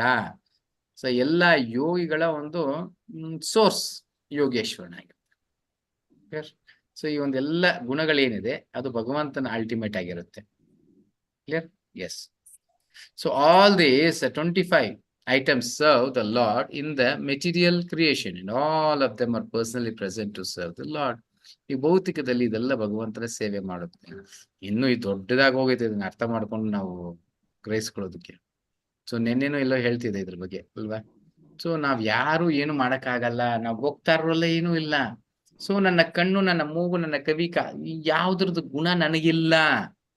ಸೊ ಎಲ್ಲದರ ಗುಣ ಇರೋವನು ಕೃಷ್ಣನಿಗೆ. ಅದಕ್ಕೆ ಋಷಿಕೇಶ. ಸೊ ಎಲ್ಲ ಯೋಗಿಗಳ ಸಿದ್ಧಿಗಳು ಅದು ಕೃಷ್ಣನಿಂದೆ, ಅದಕ್ಕೆ ಯೋಗೇಶ್ವರ. ಅರ್ಥ ಆಗ್ತಿದ್ಯಾ ಇಲ್ವೋ ಗೊತ್ತಿಲ್ಲ. ಸೊ ಎಲ್ಲದರ ಒಡೆಯನು ಕೃಷ್ಣನೇ ಆಗಿರ್ತಾನೆ. ಸೊ ಇದೆಲ್ಲ ಉದಾಹರಣೆಗೆ ನಾವು ನೇರವಾಗಿ ಇಲ್ಲ ಪರೋಕ್ಷವಾಗಿ ಕೃಷ್ಣನನ್ನೇ ಸೇವೆ ಮಾಡ್ತಾ ಇರೋದು. ಏನ ಹೆಂಗಾರ ತಗೊಳ್ಳಿ, ಭಕ್ತರಾಗ್ಲಿ ಭಕ್ತರಾಗದೇ ಇರ್ಲಿ. ಸೊ ಎಲ್ಲರೂ ಮಾಡ್ತಾ ಇರೋದು ಏನೋ ಕೃಷ್ಣ ಸೇವೆ. ಕೆಲವು ಹೇಳಿದೆ, ಇಲ್ಲಪ್ಪ ನಾನು ನಾಲಿಗೆಗೆ ಸೇವೆ ಮಾಡ್ತೀನಿ. ನೀನ್ ನಾಲಿಗೆಗೆ ಸೇವೆ ಮಾಡಿದ್ರು ಕೃಷ್ಣನಿಗೆ ಮಾಡೋದೇ. ಸೊ ಪರೋಕ್ಷವಾಗಿ ಅಜ್ಞಾನತನದಿಂದ ಮಾಡ್ತಿರ್ತೀವಿ, ಆದ್ರೆ ಕೃಷ್ಣನಿಗೆ ಮಾಡ್ತೀವಿ. ಯಾಕೆಂದ್ರೆ ಎಲ್ಲದರ ಭೋಕ್ತಾರನು ಕೃಷ್ಣನೇ, ಯೋಗೇಶ್ವರನು ಕೃಷ್ಣನೇ. Clear? Yes. The insignificant appearance, numbering 8, the Ashtasiddhis attained by yogis for temporary overlordship are also under his control. ಅಂದ್ರೆ ಯೋಗಿಗಳು ಪಡ್ಕೊಳ್ಳುವಂತ ಅಷ್ಟಸಿದ್ಧಿಗಳೇನಿದೆ, ಅನಿಮ, ಲಗಿಮ, ಮಹಿಮ, ವಶೀಕರಣ, ಏನೇನು ಇದೆ 8, ಇದೆಲ್ಲವೂ ಅಷ್ಟೇ ಭಗವಂತನಿಂದ ಪಡ್ಕೊಳ್ಳುವಂಥದ್ದೇ ಆಗಿರುತ್ತೆ. ಎಲ್ಲದರ ಒಡೆಯನು ಆತನೇ. But is naturally full with all such powers without any effort, and therefore he is the supreme Lord. ಆದ ಕಾರಣನೇ ಆತ ದೇವೋತ್ತಮ ಪರಮ ಪುರುಷನಾಗಿದ್ದಾನೆ. ಯಾವುದೇ ಈ ರೀತಿಯ ಯೋಗಿಗಳ ಸ್ಥಿತಿಗಳನ್ನ ಮಾಡ್ಕೊಂಡ್ರೆ ಎಲ್ಲ ಸಹಜತೆಯಿಂದ ಉಳ್ಳವನಾಗಿರ್ತಾನೆ. ಸೊ ಆಕ್ಚುಲಿ ಇಷ್ಟೆಲ್ಲ ಎಕ್ಸ್ಪ್ಲನೇಷನ್ ಅವಶ್ಯಕತೆ ಇಲ್ಲ. ಆದ್ರೆ ನಾವೆಲ್ಲರೂ ಮೂರ್ಖರಲ್ಲಿ ಶತಮೂರ್ಖರಾಗಿರೋದ್ರಿಂದ ಇಷ್ಟು ಎಕ್ಸ್ಪ್ಲನೇಷನ್ ಮಾಡ್ಬೇಕಾಗುತ್ತೆ. ಒಂದು ಚೂರು ಭಕ್ತನಾದವನಿಗೆ ಇಷ್ಟೆಲ್ಲ ಬೇಕಾಗಿಲ್ಲ. ಸೊ ಎಲ್ಲದರ ಮೂಲ ಭಗವಂತ ಅಂತ ಒಂದು ಮಾತಲ್ಲೇ ಸಾಕು ಅರ್ಥ ಮಾಡ್ಕೊತೀವಿ. ಆದ್ರೆ ಕೆಲವರಿಗೆ ಬುದ್ಧಿಯ ಒಂದು ವಿಕಸಿತವಾಗಿರೋದಿಲ್ಲ. ಆದ ಕಾರಣ ಒಂದು ವಾಕ್ಯದಲ್ಲಿ ಹೇಳಿದ್ರೆ ಅರ್ಥ ಆಗಲ್ಲ. ಒಂದೊಂದು ಬಿಡಿಸಿ ಬಿಡಿಸಿ ಬಿಡಿಸಿ ಬಿಡಿಸಿ ಹೇಳ್ಬೇಕಾಗುತ್ತೆ. ಆದ ಕಾರಣ ಪ್ರಭುಪಾದರು ಅವರ ಭಾವಾರ್ಥದಲ್ಲಿ ಆದಷ್ಟು ಅದನ್ನು ಬಿಡಿಸಿ ನಮಗೆ ವಿವರಿಸ್ತಾ ಇದ್ದಾರೆ. The living being, by a severe penance and performance of bodily exercises, can temporarily attain some wonderful power, but that does not make him the supreme Lord. ಈ ರೀತಿ ಕೆಲವೊಂದು ಜೀವಗಳು ಬಂದು ತಪಸ್ಯದಿಂದ ಹಲವಾರು ಸಿದ್ಧಿಗಳನ್ನ ಪಡ್ಕೊಬಹುದು. ಆದ್ರೆ ಯಾವುದು ಭಗವಂತನ ನಿಯಂತ್ರಣದಲ್ಲಿ ತಗೊಳ್ಳೋಕೆ ಆಗೋದಿಲ್ಲ. ಅದಕ್ಕೆ ನಾನು ಭಗವಂತನಾಗೋದಕ್ಕೂ ಆಗೋದಿಲ್ಲ. The Supreme Lord, by his own potency, is unlimitedly more powerful than any yogi. So ಯಾವ ಯೋಗಿಗಿಂತನೂ ಭಗವಂತ ಕಮ್ಮಿ ಅಲ್ಲ. ಎಲ್ಲ ಯೋಗಿಗಳ ಮೂಲನೂ ಆತನೇ ಆಗಿರೋದು. ಎಲ್ಲ ಯೋಗಿಗಳಿಗೆ ಏನಾದ್ರೂ ನೀವು ನೋಡಿದ್ರೆ ವಾವ್ ಸೂಪರ್ ಯೋಗಿ ಅಂತೀವಲ್ಲ, ಸೂಪರ್ ಬಂದಿರೋದು ಕೂಡ ಭಗವಂತನಿಂದನೇ ಆಗಿರುತ್ತೆ. ಆ ಶ್ರೇಷ್ಠ ಗುಣ ಏನಿದೆ, ನೀರಿನ ಮೇಲೆ ನಡೆಯುವಂಥದ್ದು, ಇಲ್ಲಿ ಅಂದ್ರೆ ದೊಡ್ಡ ಪರ್ವತವನ್ನು ತೆಗೆದು ಎತ್ತಿ ಮೇಲೆ ಇಟ್ಕೊಳ್ಳೋ ಅಂಥದ್ದು, ಚಿಕ್ಕದ್ರಲ್ಲೇ ಚಿಕ್ಕದಾಗೋದು, ದೊಡ್ಡದ್ರಲ್ಲೇ ದೊಡ್ಡದಾಗೋದು, ಒಂದು ವಿಶ್ವವನ್ನು ಸೃಷ್ಟಿ ಮಾಡುವಂಥದ್ದು, ಎಲ್ಲವೂ ಯೋಗಿಗಳಿಗೆ ಶಕ್ತಿವಂತವಾಗಿದೆ. ಆದ್ರೆ ಆ ಶಕ್ತಿ ಎಲ್ಲ ಕೊಡೋದೆಲ್ಲವೂ ಯೋಗೇಶ್ವರನೇ ಆಗಿರ್ತಾನೆ. Is unlimitedly more learned than any jnani. ನೋಡಿ ಪ್ರಭುಪಾದರು ನಮಗೆ ಇದನ್ನ ಜೀರ್ಣಿಸ್ಕೊಳ್ಬೇಕು ಅಂತ ಒಂದೊಂದು ವಿವರಣೆ ಕೊಡ್ತಾನೆ. ಜ್ಞಾನಿ ಎಲ್ಲಾ ಜ್ಞಾನಿಗಳಿಗಿಂತ ಶ್ರೇಷ್ಠನು ಭಗವಂತನು. ಇನ್ನೊಂದು, ನಮ್ ಜ್ಞಾನ ಎಲ್ಲಿಂದ ಬರ್ತಾ ಇದೆ? ನಾವು ಓದ್ತೀವಿ, ಓದ್ಮೇಲೆ ಎಷ್ಟು ಜ್ಞಾಪಕ ಶಕ್ತಿ ಇರುತ್ತೆ? ಕೃಷ್ಣ ಎಷ್ಟು ಕೊಟ್ಟಿರ್ತಾನೆ ಅಷ್ಟು. ಸೊ ಅದನ್ನ ಕೊಡೋನು ಸಹ ಕೃಷ್ಣನೇ. ಸರ್ವಸ್ಯ ಚಾಹಂ ವಿಧಿಸನ್ನಿವಿಷ್ಟು ಮತ್ತ ಸ್ಮೃತಿ ಜ್ಞಾನ ಮತ್ತು ಕ್ಲಿಯರ್. ಸೊ ಅದನ್ನು ಕೊಡುವಂತವನು ಕೃಷ್ಣನೇ ಆಗಿರ್ತಾನೆ. Is unlimited, richer than any wealthy person. So ಆತ ಅಮಿತೀಯವಾದವನು, ಆತನ ಶ್ರೀಮಂತರಲ್ಲೇ ಶ್ರೀಮಂತನಾಗಿದ್ದಾನೆ. Is unlimited, more beautiful than any beautiful living being. ಆತ ಅಂದವನ್ನ, ಆತನ ಮಧುರಾತಿ ಮಧುರಂ, ಅಂದನಲ್ಲೇ ಅಂದ, ಎಲ್ಲಾ ಜೀವರಾಶಿಗಳಿಂದ ಶ್ರೇಷ್ಠ ಅಂದ ಅನ್ನೋದನ್ನ ಇಟ್ಕೊಂಡಿದ್ದಾನೆ, ಸುಂದರತೆ ಅನ್ನೋದನ್ನ ಇಟ್ಕೊಂಡಿದ್ದಾನೆ. And is unlimitedly more charitable than any philanthropist. ಈತ ಮಹಾದಾನಿ ಅಂತ ಹೇಳ್ತೀವಿ, ಆದ್ರೆ ದಾನಿಗಳಲ್ಲೇ ದಾನಿ ಯಾರು ಅಂದ್ರೆ ಅದು ಶ್ರೀಕೃಷ್ಣ. ಆತನಿಗಿಂತ ಶ್ರೇಷ್ಠ ದಾನಿ ಮತ್ತೊಬ್ಬನಿರೋದಕ್ಕೆ ಸಾಧ್ಯ ಇಲ್ಲ. He is above all. No one is equal to or greater than him. ಆದ ಕಾರಣ ಕೃಷ್ಣ ಎಲ್ಲರಿಗಿಂತ ಮೇಲೆ, ಆತನಿಗಿಂತ ಮೇಲಾಗಿರ್ಲಿ, ಆತನ ಸಮಾನವಾಗಿ ಯಾರು ಇರೋದಕ್ಕೆ ಸಾಧ್ಯನೇ ಇಲ್ಲ. Nor can anyone reach his level of perfection in any of the above powers by any amount of penance or yogic demonstrations. ಯಾರು ಭಗವಂತನ ಸ್ಥಾನವನ್ನು ಪಡ್ಕೊಳಕ್ಕಾಗಲ್ಲ. ಇದು ಮೇಲ್ಕಂಡಂತೆ ಎಲ್ಲಾ ಯೋಗದ ತಪಸ್ಯೆಗಳನ್ನ ಮಾಡೋದ್ರಿಂದ ಆಗಿರ್ಬೋದು, ಇಲ್ಲ ಯೋಗದ ಸಿದ್ಧಿಗಳಿಂದ ಆಗಿರ್ಬೋದು, ಆತ ಏನನ್ನು ಮಾಡ್ಕೊಂಡ್ರು ಭಗವಂತನ ಸ್ಥಾನವನ್ನು ಮಾತ್ರ ಆತ ಪಡ್ಕೊಳ್ಳೋದಕ್ಕೆ ಸಾಧ್ಯ ಆಗಲ್ಲ. The yogis are dependent on his mercy. ಯೋಗಿಗಳು ಅಷ್ಟೇ ಭಗವಂತನ ಮೇಲೆ ಅವಲಂಬಿತರಾಗಿರ್ತಾರೆ. ಸೊ ಯೋಗಿಗಳು ಸಿದ್ಧಿಗೂ ಅಷ್ಟೇ ಭಗವಂತನ ಮೇಲೆ ಅವಲಂಬಿತರಾಗಿರ್ತಾರೆ. ಆ ಸಿದ್ಧಿಗಳು ಬರ್ಬೇಕು ಅಂತ ಏನಿಲ್ಲ, ಆದ್ರೆ ಅದನ್ನ ಮಾಡ್ತಾ ಮಾಡ್ತಾ ಮಾಡ್ತಾ ಆ ಏಕಾಗ್ರತೆ ಪಡ್ಕೊಂಡು ಭಗವಂತನ ಒಂದು ಚಿಂತನೆಯಲ್ಲಿ ಇರೋ ವ್ಯಕ್ತಿಗೆ ಆ ಒಂದು ಯೋಗದ ಸಿದ್ಧಿಗಳು ಅನ್ನೋದು ಸಿಗುತ್ತೆ. ಕ್ಲಿಯರ್? ಸೊ ಇದೆಲ್ಲ ಭೌತಿಕನೇ ಆಗಿರುತ್ತೆ, ಬಟ್ ಭಗವಂತನು ಅದನ್ನ ಆತನ ಕರುಣೆ ಅನ್ನೋದನ್ನ ಕೊಡ್ತಾನೆ. ಸೊ ಕರುಣೆ ಅನ್ನೋದು ಡಿಮ್ಯಾಂಡ್ ಮಾಡೋ ಹಂಗಿಲ್ಲ. ಅಪ್ಪನ ಹೋಗ್ಬಿಟ್ಟು ದುಡ್ಡು ಕೊಡ್ಲೇಬೇಕು ನೀನ್ ಅಂತ ಕೇಳಕ್ಕಾಗುತ್ತೆ, ಆದ್ರೆ ಈ ಕಾಲದ ಮಕ್ಕಳು ಮಾಡ್ತಾರೆ. ಸೊ ತಂದೆನ ತೃಪ್ತಿಗೊಳಿಸ್ಬೇಕು, ಸೇವೆ ಮಾಡ್ಬೇಕು. ನನ್ನ ಮಗ ಒಳ್ಳೆಯವನು ಭಾವನೆ ಕಳಿಸ್ಬೇಕು. ಆವಾಗ ತಂದೆ ಆತನಿಗೆ ಏನ್ ಬೇಕು ಅನ್ನೋದನ್ನ ಕೊಡ್ತಾನೆ. ಕರೆಕ್ಟ್? ಆ ರೀತಿ. Then out of his immensely charitable disposition, he can award some temporary powers to the yogis because of the yogis hankering after them. But to his unalloyed devotees who do not want anything from the Lord save and accept his transcendental service, the Lord is so pleased that he gives himself in exchange for unalloyed service.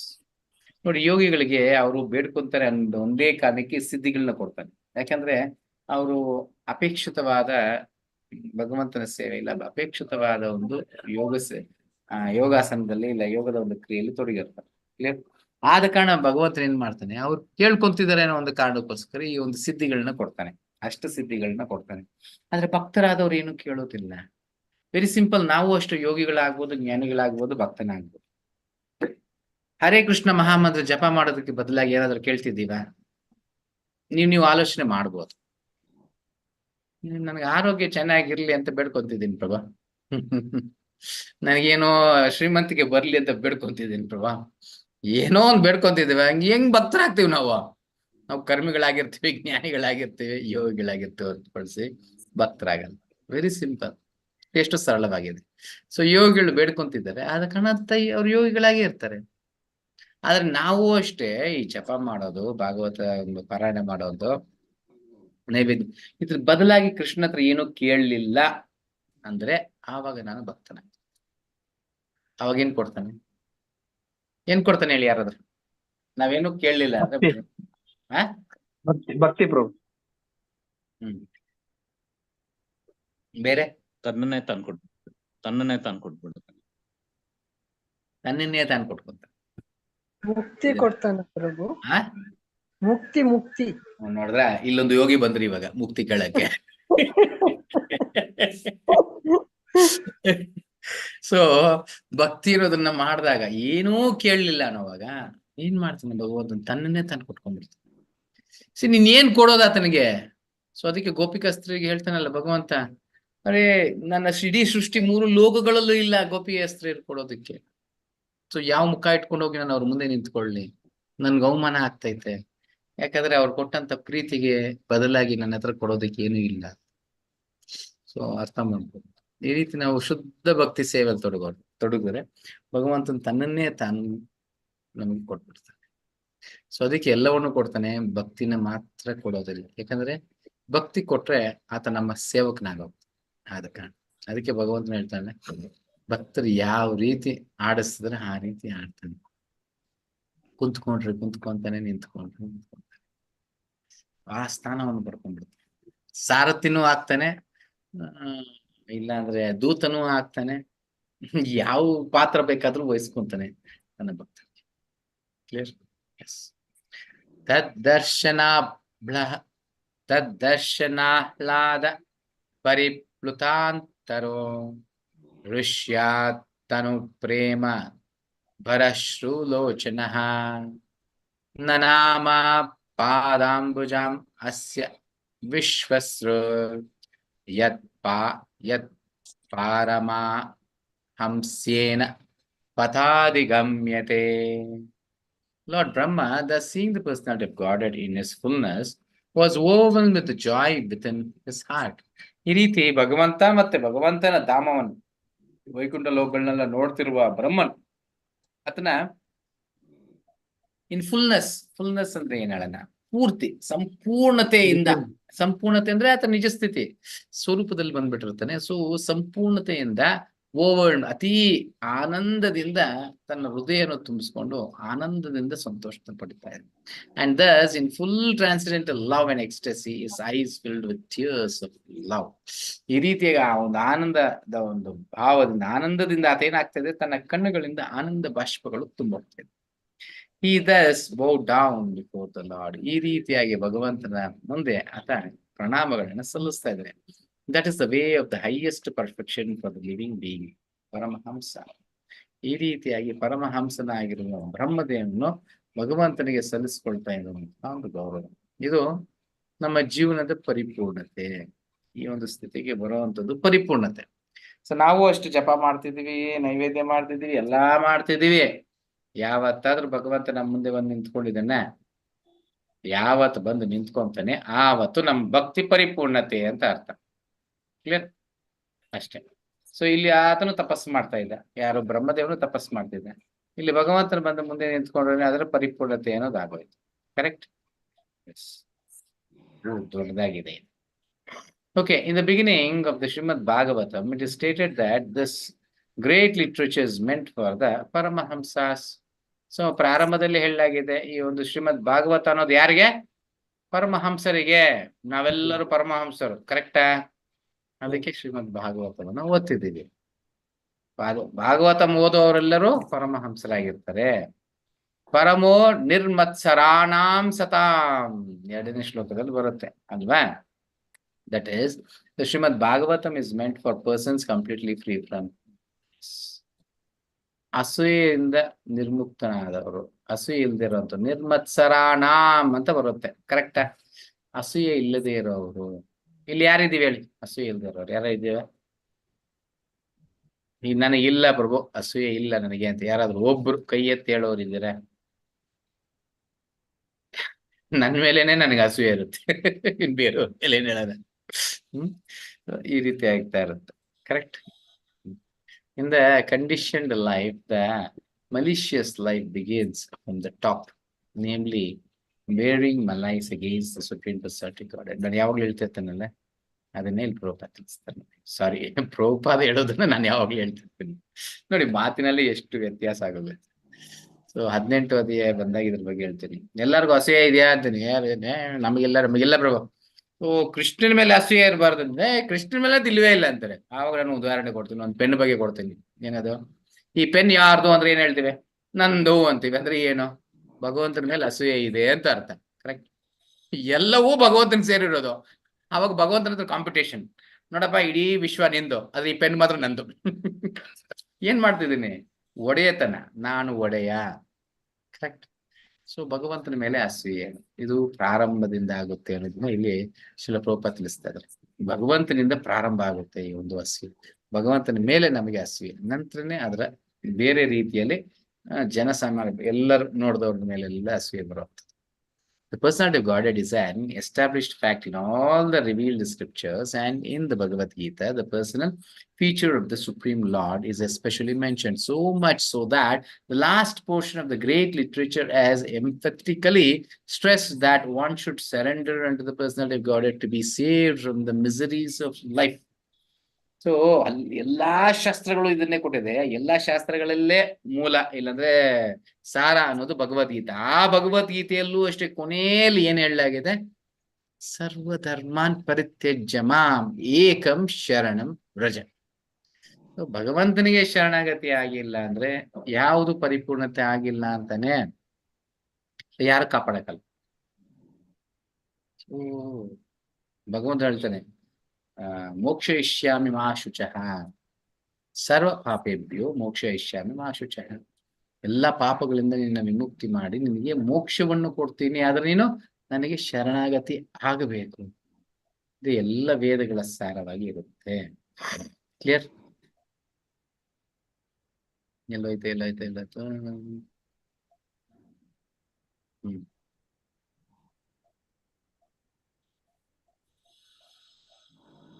Yes, unfortunately, persons with impious backgrounds do not believe in the personality of Godhead, and everyone wants to become God himself without any qualification. ಆದರೆ unfortunately ಅಂದ್ರೆ ದುರಾದೃಷ್ಟವಂತರು, ಈ ಒಂದು ಪಾಪಿಗಳು, ಮೂರ್ಖರು, ಇವರೆಲ್ಲ ಭಗವಂತನ ಶರಣಾಗತಿ ಆಗಲ್ಲ. ಬದಲಿಗೆ ಏನಂತಾರೆ, ನಾನೇ ಭಗವಂತನಾಗಬೇಕು, ಅರ್ಹತೆ ಇಲ್ಲದೇನೆ ಭಗವಂತನಾಗಬೇಕು. ಯಾಕೆ ಭಗವಂತನಾಗೋದು? ಭಗವಂತನ ಶ್ರೇಷ್ಠನೂ ಆಗ್ಬೋದು ಭಗವಂತನ ಭಕ್ತನಾಗಿ. ಆದ್ರೆ ಅವ್ರು ಭಗವಂತನ ಭಕ್ತನಾಗೋದಿಲ್ಲ, ಆದ್ರೆ ನಾನು ಭಗವಂತನಾಗಬೇಕು ಅಂತ ಪ್ರಯತ್ನ ಮಾಡ್ತಾ ಇರ್ತಾರೆ.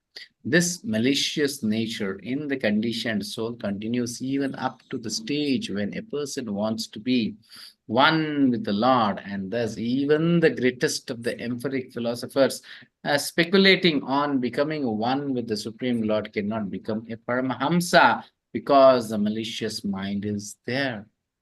ಈ ರೀತಿ ಅಸೂಯೆಯ ಒಂದು ಮನಸ್ಥಿತಿ ಇರೋದ್ರಿಂದ ಅವರು ಖಂಡಿತವಾಗ್ಲೂ ಪರಮಹಂಸರಾಗಕ್ಕಾಗಲ್ಲ. ಯಾರು? ಮಾಯವಾದಿಗಳು, ನಿರಾಕಾರವಾದಿಗಳು, ಶೂನ್ಯವಾದಿಗಳು, ಬ್ರಹ್ಮವಾದಿಗಳು, ಇವರೆಲ್ಲ ಆಗಲ್ಲ. ಯಾಕೆಂದ್ರೆ ಬ್ರಹ್ಮನ ಹತ್ರ ಐಕ್ಯವಾಗಬೇಕು ಅಂತಿರೋ ಒಂದು ಮನಸ್ಥಿತಿ ಇರೋರೆಲ್ಲರೂ ಪರಮಹಂಸರಾಗಕ್ಕಾಗೋದಿಲ್ಲ. Here, therefore, the Paramahamsa stage of life can be attained only by those who are fixed in the practice of Bhakti Yoga. ಆದ ಕಾರಣ ಪರಮಹಂಸರು ಅಂದ್ರೆ ಯಾರು ಭಕ್ತಿ ಸೇವೆಯಲ್ಲಿ ತೊಡಗಿರ್ತಾರೆ ಅವ್ರು ಮಾತ್ರ ಪರಮಹಂಸರಾಗಬಹುದು. This Bhakti Yoga begins if a person has the firm conviction that simply discharging devotional service to the Lord in full transcendental love can elevate him to the highest perfection stage of life. ಅಂದ್ರೆ ಈ ಒಂದು ಭಕ್ತಿ ಯೋಗ ಯಾರಿಗೆ ಪರಿಪೂರ್ಣತೆ ಆಗುತ್ತೆ? ಯಾರಿಗೆ first point ನಂಬಿಕೆ ಇದೆ. ಭಕ್ತಿಯಲ್ಲಿ 9 ಹಂತಗಳು. ಮೊದಲನೇ ಹಂತ ಏನು? ಶ್ರದ್ಧಾ. ಶ್ರದ್ಧಾ ಅಂದ್ರೆ ಏನು? ನಂಬಿಕೆ, ಭಗವಂತನ ಮೇಲೆ ನಂಬಿಕೆ. ಯಾರಿಗೆ ಈ ಒಂದು ಭಕ್ತಿ ಯೋಗದಲ್ಲಿ ಪರಿಪೂರ್ಣವಾದ ನಂಬಿಕೆ ಇದೆ ಆತ ಮಾತ್ರ ಇದನ್ನ ಪಡ್ಕೊಳ್ಳೋದಿಕ್ಕೆ ಸಾಧ್ಯ. Clear? Brahmaji believed in this art of bhakti ಯೋಗ.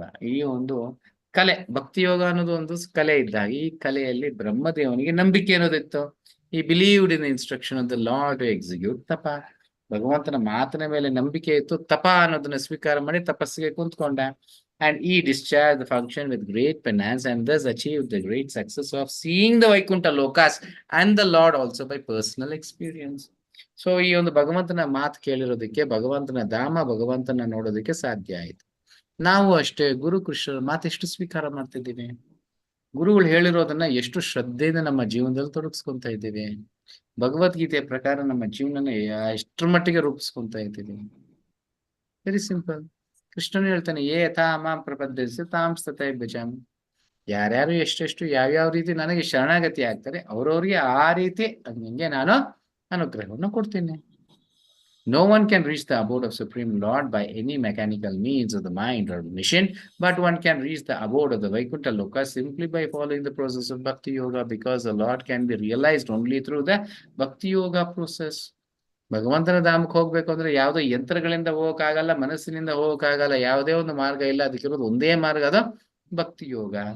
ಯಾರು ಈ ಒಂದು ಭಕ್ತಿ ಯೋಗದಲ್ಲಿ ಅವ್ರು ತೊಡಸ್ಕೊಂತಾರೆ, ನವವಿಧ ಭಕ್ತಿ ಅಂತೀರಿ. ನವವಿಧ ಭಕ್ತಿ ಯಾರಾದ್ರೂ ಹೇಳ್ತೀರಾ?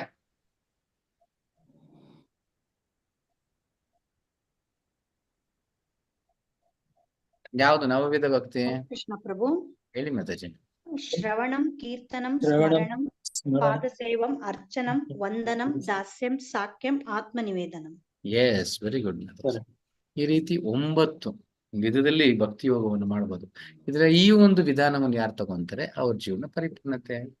Lord Brahmaji was actually sitting on his lotus seat, and from there, by executing the process of Bhakti Yoga in great seriousness, he could see the Vaikuntha Lokas with all variegatedness, as well as the Lord in person and his associates. So ಆತನ ಆ ತಾವರೆ ಬೂದ ಮೇಲೆ ಕುಂತಿದ್ದು ಎಲ್ಲಿ? ನಮ್ಮ ಬ್ರಹ್ಮಾಂಡದ ಒಳಗಡೆನೆ ಕುಂತಿದ್ದಾನೆ. ಆದ್ರೆ ಅಲ್ಲಿ ಕುಂತ್ಕೊಂಡೆ ವೈಕುಂಠ ಲೋಕವನ್ನು ನೋಡುವ ಒಂದು ಅನುಗ್ರಹ ಅನ್ನೋದು ಬ್ರಹ್ಮದೇವನಿಗೆ ಸಿಕ್ತು. ಯಾಕೆ? ಬ್ರಹ್ಮನ ಅಂದ್ರೆ ಭಗವಂತನ ಮಾತನ್ನ ಕೇಳಿ ತಪಸ್ಸು ಮಾಡಿರೋದಕ್ಕೆ. ನಾವು ಅಷ್ಟು ಚೈತನ್ಯ ಮಹಾಪ್ರಭುಗಳ ಮಾತನ್ನ ಕೇಳ್ಕೊಂಡು, ಶ್ರೀಲ ಪ್ರಭುಪಾದರ ಮಾತನ್ನ ಕೇಳ್ಕೊಂಡು ಎಷ್ಟು ಶ್ರದ್ಧೆಯಿಂದ ಹರೇ ಕೃಷ್ಣ ಮಹಾಮಂತ್ರವನ್ನ ಜಪ ಮಾಡ್ತೀವಿ, ಅಷ್ಟು ಬೇಗ ನಮಗೆ ಭಗವಂತನ ಸಾಕ್ಷಾತ್ಕಾರ ಲಭ್ಯ, ದರ್ಶನ ಲಭ್ಯ, ಭಗವಂತನ ಧಾಮದ ಒಂದು ದರ್ಶನ ಸಿಗುತ್ತೆ. ಯಾವ ರೀತಿ ಬ್ರಹ್ಮನಿಗೆ ನೋಡಿ, ಇಲ್ಲೇನು ಪಕ್ಷಪಾತ ಭಗವಂತನ ಮಾಡಲ್ಲ. ಭಗವಂತ ಹೇಳ ಸಮೂಹಂ ಸರ್ವಭೂತೇಶು ನ ದ್ವೇಷೋಸ್ತಿ ನ ಪ್ರಿಯ, ಎಲ್ಲರಿಗೂ ಸಮಾನವಾಗಿದ್ದೇನೆ. ಸೊ ಬ್ರಹ್ಮನಿಗೆ ಸಿಗುವಾಗ ನನಗೆ ಯಾಕೆ ಸಿಗೋದಿಲ್ಲ? ಸೊ ಎಲ್ಲರಿಗೂ ಆ ಭಾವನೆ ಇರಬೇಕು. ಸೊ ಬ್ರಹ್ಮನಿಗೆ ಸಿಕ್ಕಿದೆ ಅಂದ್ಮೇಲೆ ನನಗೂ ಸಿಗ್ಲೇಬೇಕಲ್ವಾ? ಅಂದ್ರೆ ನಾನು ಆ ರೀತಿಯ ಒಂದು ಭಕ್ತಿ ಅನ್ನೋದನ್ನ ಮಾಡಬೇಕು. ನಾನು ಆ ರೀತಿಯ ಭಕ್ತಿ ಅನ್ನೋದನ್ನ ಮಾಡಿದಾಗ ಖಂಡಿತವಾಗ್ಲೂ ಬ್ರಹ್ಮನಿಗೆ ಏನ್ ಸಿಗ್ತದೋ ನನಗೆ ಸಿಗುತ್ತೆ. ನನಗೂ ಭಗವಂತನ ದರ್ಶನ ಅನ್ನೋದನ್ನ ಕೊಡ್ತಾನೆ. Clear? Yes. Following in the footsteps of Lord Brahma, any person even up to this day, ಎಷ್ಟು ಚೆನ್ನಾಗಿ ಹೇಳ್ತಾರೆ, ಯಾವುದೇ ಒಂದು ವ್ಯಕ್ತಿ ಆಗಿರೋ ಇವತ್ತಿನ ದಿನದವರೆಗೂ ಯಾವುದೇ ಒಂದು ವ್ಯಕ್ತಿ ಆಗಿರ್ಬೋದು, can attain the same perfection by following the path of Paramahamsas as recommended herein.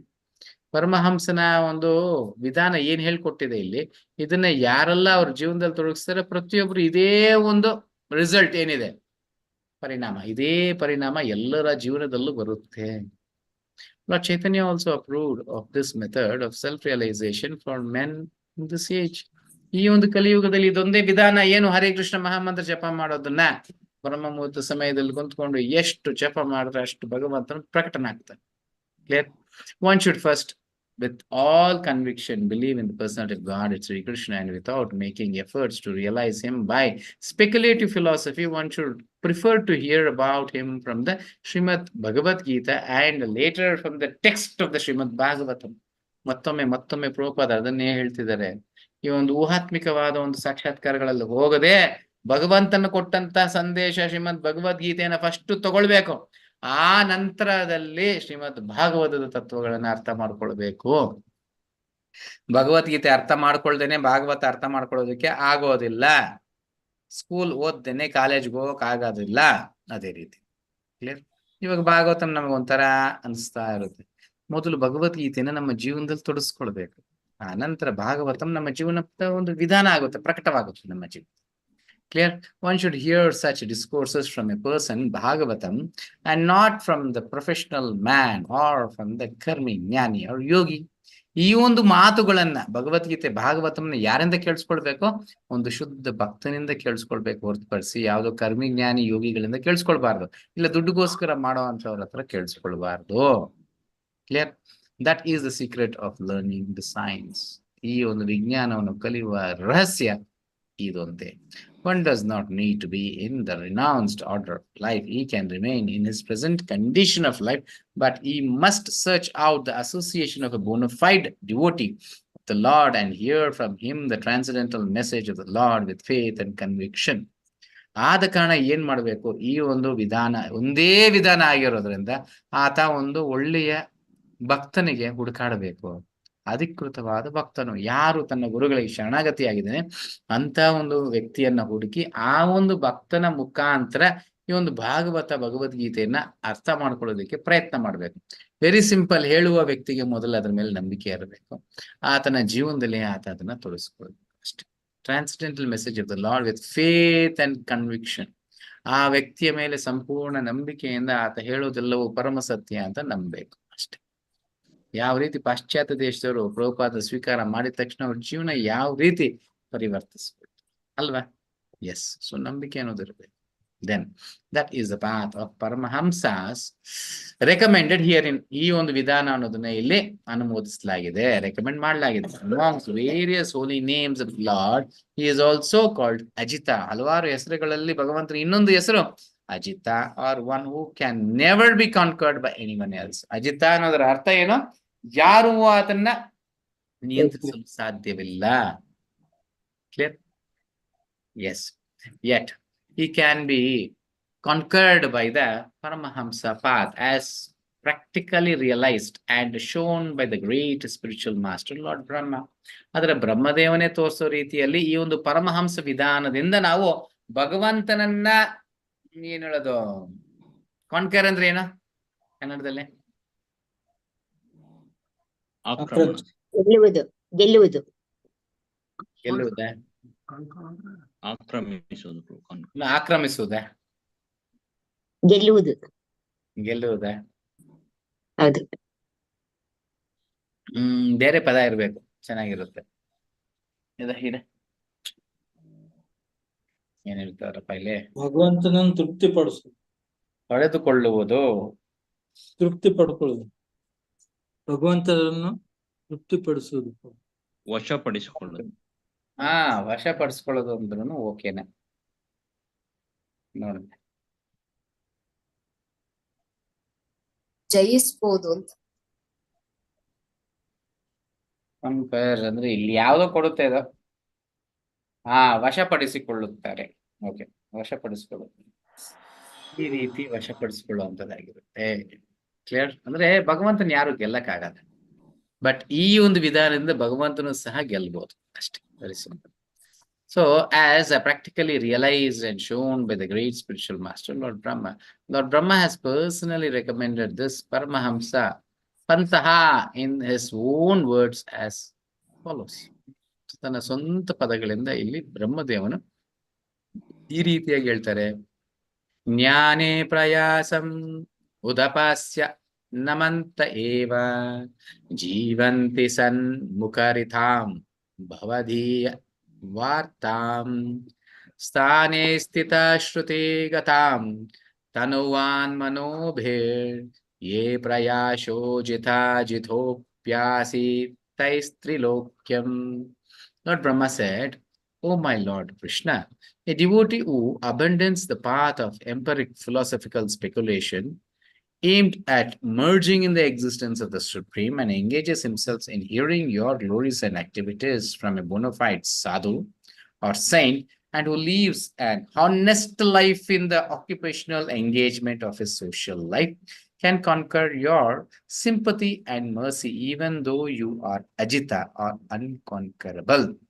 ಇದನ್ನ ಒಂದು 10 ಸಾರಿ ಓದಿ, 100 ಸಾರಿ ಓದಿ, ಜೀವನ ಅರ್ಥ ಆಗೋದು. ಈ ಶ್ಲೋಕ ಅತಿ ಮುಖ್ಯವಾದ ನೋಡಿ. ಬ್ರಹ್ಮದೇವನು ಹೇಳ್ತಾನೆ, ಓ ಮೈ ಲಾರ್ಡ್ ಕೃಷ್ಣ, ಭಗವಂತನೇ, a devotee who abandons the path of empiric philosophical speculation. ಯಾರು ಜ್ಞಾನಿ ಆಗಬೇಕು ಅನ್ನೋ ಆಲೋಚನೆ ಇಲ್ಲದೆ ಸ್ವಾರ್ಥದಿಂದ ಮಾಡುವಂತ ಆಲೋಚನೆ ಬಿಟ್ಟು, ಊಹಾತ್ಮಿಕವಾದ ಜೀವನವನ್ನು ಬಿಟ್ಟು, ಭಗವಂತನಲ್ಲಿ ಒಂದಾಗಬೇಕು ಅನ್ನೋ ಒಂದು ಆಲೋಚನೆ ಬಿಟ್ಟು, ಭೌತಿಕವನ್ನು ಆಕ್ರಮಿಸ್ಕೊಳ್ಬೇಕು ಅನ್ನೋ ಒಂದು ಆಲೋಚನೆ ಬಿಟ್ಟು, ಇದನ್ನೆಲ್ಲ ಬಿಟ್ಟು aimed at merging in the existence of the Supreme, ಅದೇ ಭಗವಂತನಲ್ಲಿ ಒಂದಾಗುವಂಥದ್ದು, and engages himself in hearing, ಅದನ್ನೆಲ್ಲ ಬಿಟ್ಬಿಟ್ಟು ಕೊನೆಗೆ ನಿನ್ನ ಬಗ್ಗೆ ಕೇಳಿಸ್ಕೊಂಡ್ರೆ ಸಾಕು. ಪ್ರತಿದಿನ ಭಾಗವತಂ, ಚೈತನ್ಯ ಚರಿತಾಮೃತ, ಭಗವದ್ಗೀತೆ ಪಾರಾಯಣ ಮಾಡೋದು, ಕೇಳಿಸ್ಕೊಳ್ಳೋದು, ಯೋರ್ ಗ್ಲೋರೀಸ್, ನಿನ್ನ ವೈಭವೀಕರಣವನ್ನು ಕೇಳಿಸ್ಕೊಳ್ಳುವಂಥದ್ದು, ನಿನ್ನ ಒಂದು ಲೀಲೆಗಳ ಬಗ್ಗೆ ಕೇಳಿಸ್ಕೊಳ್ಳುವಂಥದ್ದು, ನಿನ್ನ ಕಾರ್ಯಗಳ ಬಗ್ಗೆ, ನಿನ್ನ ಒಂದು ಏನ್ ಹೇಳೋದು ಗುಣಗಳ ಬಗ್ಗೆ, ಇದ್ರ ಬಗ್ಗೆ ಯಾವಾಗ ಕೇಳಿಸ್ಕೊತೀವಿ?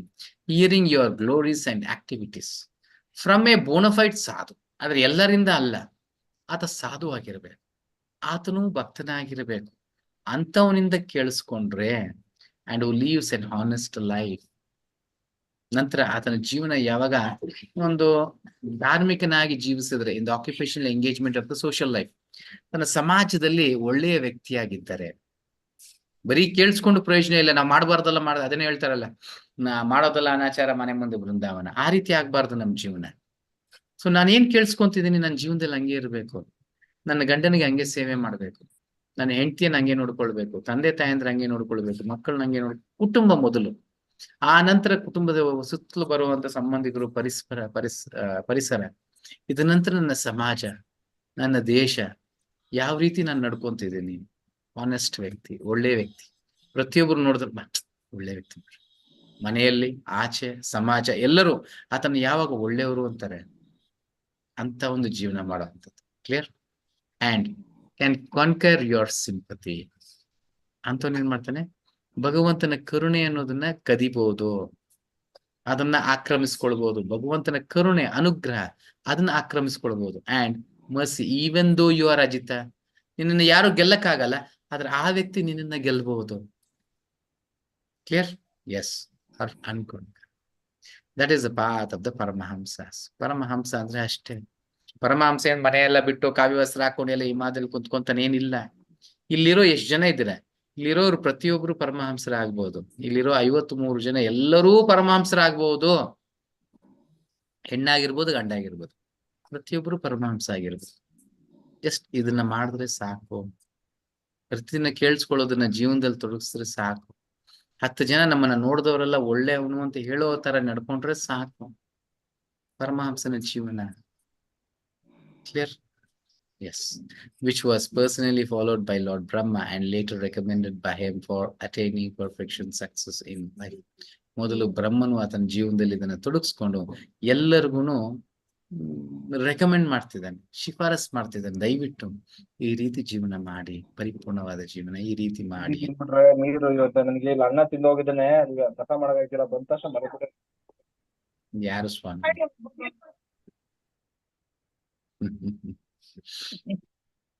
ಓಕೆ, ಸೊ ನೀವು ಅನ್ನ ತಿಂದ್ರು ಸರಿ, ಮುದ್ದೆ ತಿಂದ್ರು ಸರಿ, ಚಪಾತಿ ತಿಂದ್ರು ಸರಿ, ಭಗವಂತನ ಹೆಸರು ಹೇಳ್ಕೊಂಡು ತಿನ್ನಿ ಸಾಕು, ಪರಿಪೂರ್ಣತೆ ಜೀವನ. ಓಕೆ, ಅದಕ್ಕೆ ಮುಂಚೆ ನೈವೇದ್ಯ ಮಾಡಿ. ಸೊ ನೈವೇದ್ಯ ಮಾಡಿ ಭಗವಂತನ ಪ್ರಸಾದವಾಗಿ ತಗೊಳ್ಳಿ. ಸೊ ಈ ರೀತಿ ನಮ್ಮ ಜೀವನಕ್ಕೆ ಪರಿಪೂರ್ಣತೆ, ಇದನ್ನ ಬ್ರಹ್ಮದೇವನು ಮೊದಲು ಆತನ ಜೀವನದಲ್ಲಿ ತೊಡಗಿಸಿ ನಂತರ ನಮಗೆಲ್ಲ ಹೇಳ್ತಿದ್ದಾನೆ. ಕ್ಲಿಯರ್? ಎಸ್. ಸೊ ಇಲ್ಲಿಗೆ ಇವತ್ತೇನ್ ಮಾಡೋಣ, ನಾಳೆ 19ನೇ ಶ್ಲೋಕದಿಂದ ಮುಂದುವರ್ಸನೆ. ಸೊ ಇವಾಗ ಯಾರಿಗಾದ್ರೂ ಪ್ರಶ್ನೆ ಇದ್ರೆ ಕೇಳ್ಬೋದು. ಸೊ ದಯವಿಟ್ಟು ಒಂದ್ ಸೆಕೆಂಡ್ ಪ್ರಭು.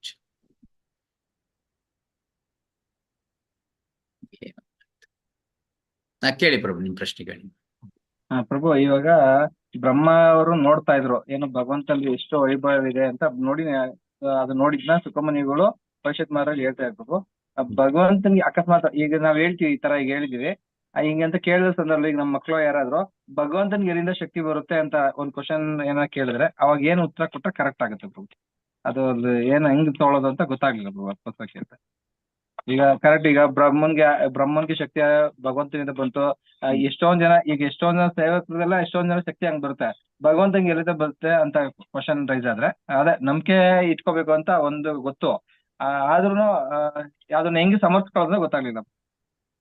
ಸೊ ಶಕ್ತಿಯ ಮೂಲನೇ ಭಗವಂತನಲ್ವಾ? ಉದಾಹರಣೆಗೆ ಬಂಗಾರ ಎಲ್ಲಿ ಸಿಗುತ್ತೆ? ಗಣಿಯಲ್ಲಿ ಸಿಗುತ್ತೆ. ಗಣಿಯಲ್ಲಿ ಹೆಂಗ್ ಬಂಗಾರ ಬಂತು ಅಂದ್ರೆ ಏನ್ ಹೇಳೋಣ? ಸೊ ಅಂತ ಪ್ರಶ್ನೆಗಳು ಬಂದಾಗ ನೀವೇನ್ ಹೇಳ್ಬೇಕು, ಒಂದು ಜಪಮಾಲೆ ಕೈಯಲ್ಲಿ ಕೊಟ್ಬಿಟ್ಟು ಜಪ ಮಾಡು, ನಿನ್ಗೆ ಗೊತ್ತಾಗುತ್ತೆ ಅಂತ ಹೇಳ್ಬೇಕು ಅಷ್ಟೇ. ಕೆಲವೊಂದು ಮೂರ್ಖತ್ವದ ಪ್ರಶ್ನೆಗಳಿಗೆ ಉತ್ತರ ಎಲ್ಲಿ ಬರೋಣ? ಇವಾಗ ಅದೇ ಹುಡುಗ ಕೇಳ್ತಾರೆ, ಉದಾಹರಣೆಗೆ ನಿಮ್ಮ ಮಗ ಕೇಳ್ದ ಅನ್ಕೊಳ್ಳಿ, ಯಾಕೆ ನೀನ್ ನನ್ಗೆ ಅಪ್ಪ ಆದಂದ್ರೆ ಏನ್ ಹೇಳೋಣ? ಇವಾಗ ನೀವ್ ಹೇಳ್ಬೇಕಲೇ, ಯಾಕೋ ನೀನ್ ನನ್ಗೆ ಮಗ ಆಗುತ್ತೆ ಅಂತ ನೀವ್ ಕೇಳ್ಬೋದು. ಅದ್ ನೀನ್ ಯಾಕೆ ಅಪ್ಪ ಆದಂದ್ರೆ ಏನ್ ಹೇಳ್ತೀರ ಇವಾಗ? ಸೊ ಇಂಥ ಕೆಲವೊಂದು ಪ್ರಶ್ನೆಗಳಿಗೆ ಏನ್ ಉತ್ತರ ಕೊಡೋಣ ಹೇಳಿ? ಅಲ್ವಾ? ಖಂಡಿತ ಕೊಡಕ್ಕಾಗಲ್ಲ. ಸೊ ಆವಾಗ ನೀವು ಮಾಲೆ ಕೊಟ್ಟು ಅವ್ರಿಗೆ ಜಪ ಮಾಡಕ್ಕೆ, ನೀನ್ ಜಪ ಮಾಡೋ, ಜಪ ಮಾಡಾದ್ಮೇಲೆ ಈ ಪ್ರಶ್ನೆಗೆ ಉತ್ತರ ಸಿಗುತ್ತೆ. ಆತನ ಭಕ್ತನಾಗಿ ಮಾಡ್ಸಿದ್ರೆ ಖಂಡಿತ ಕೃಷ್ಣನು ಆ ಎಲ್ಲಾ ಇದಕ್ಕೂ ಆತನಿಗೆ ಉತ್ತರ ಅನ್ನೋದನ್ನ ಕೊಡಿಸ್ತೀವಿ. S, okay. ಓಕೆ, ಬೇರೆ ಯಾವ ಪ್ರಶ್ನೆ ಇದ್ರೆ ಕೇಳಿ.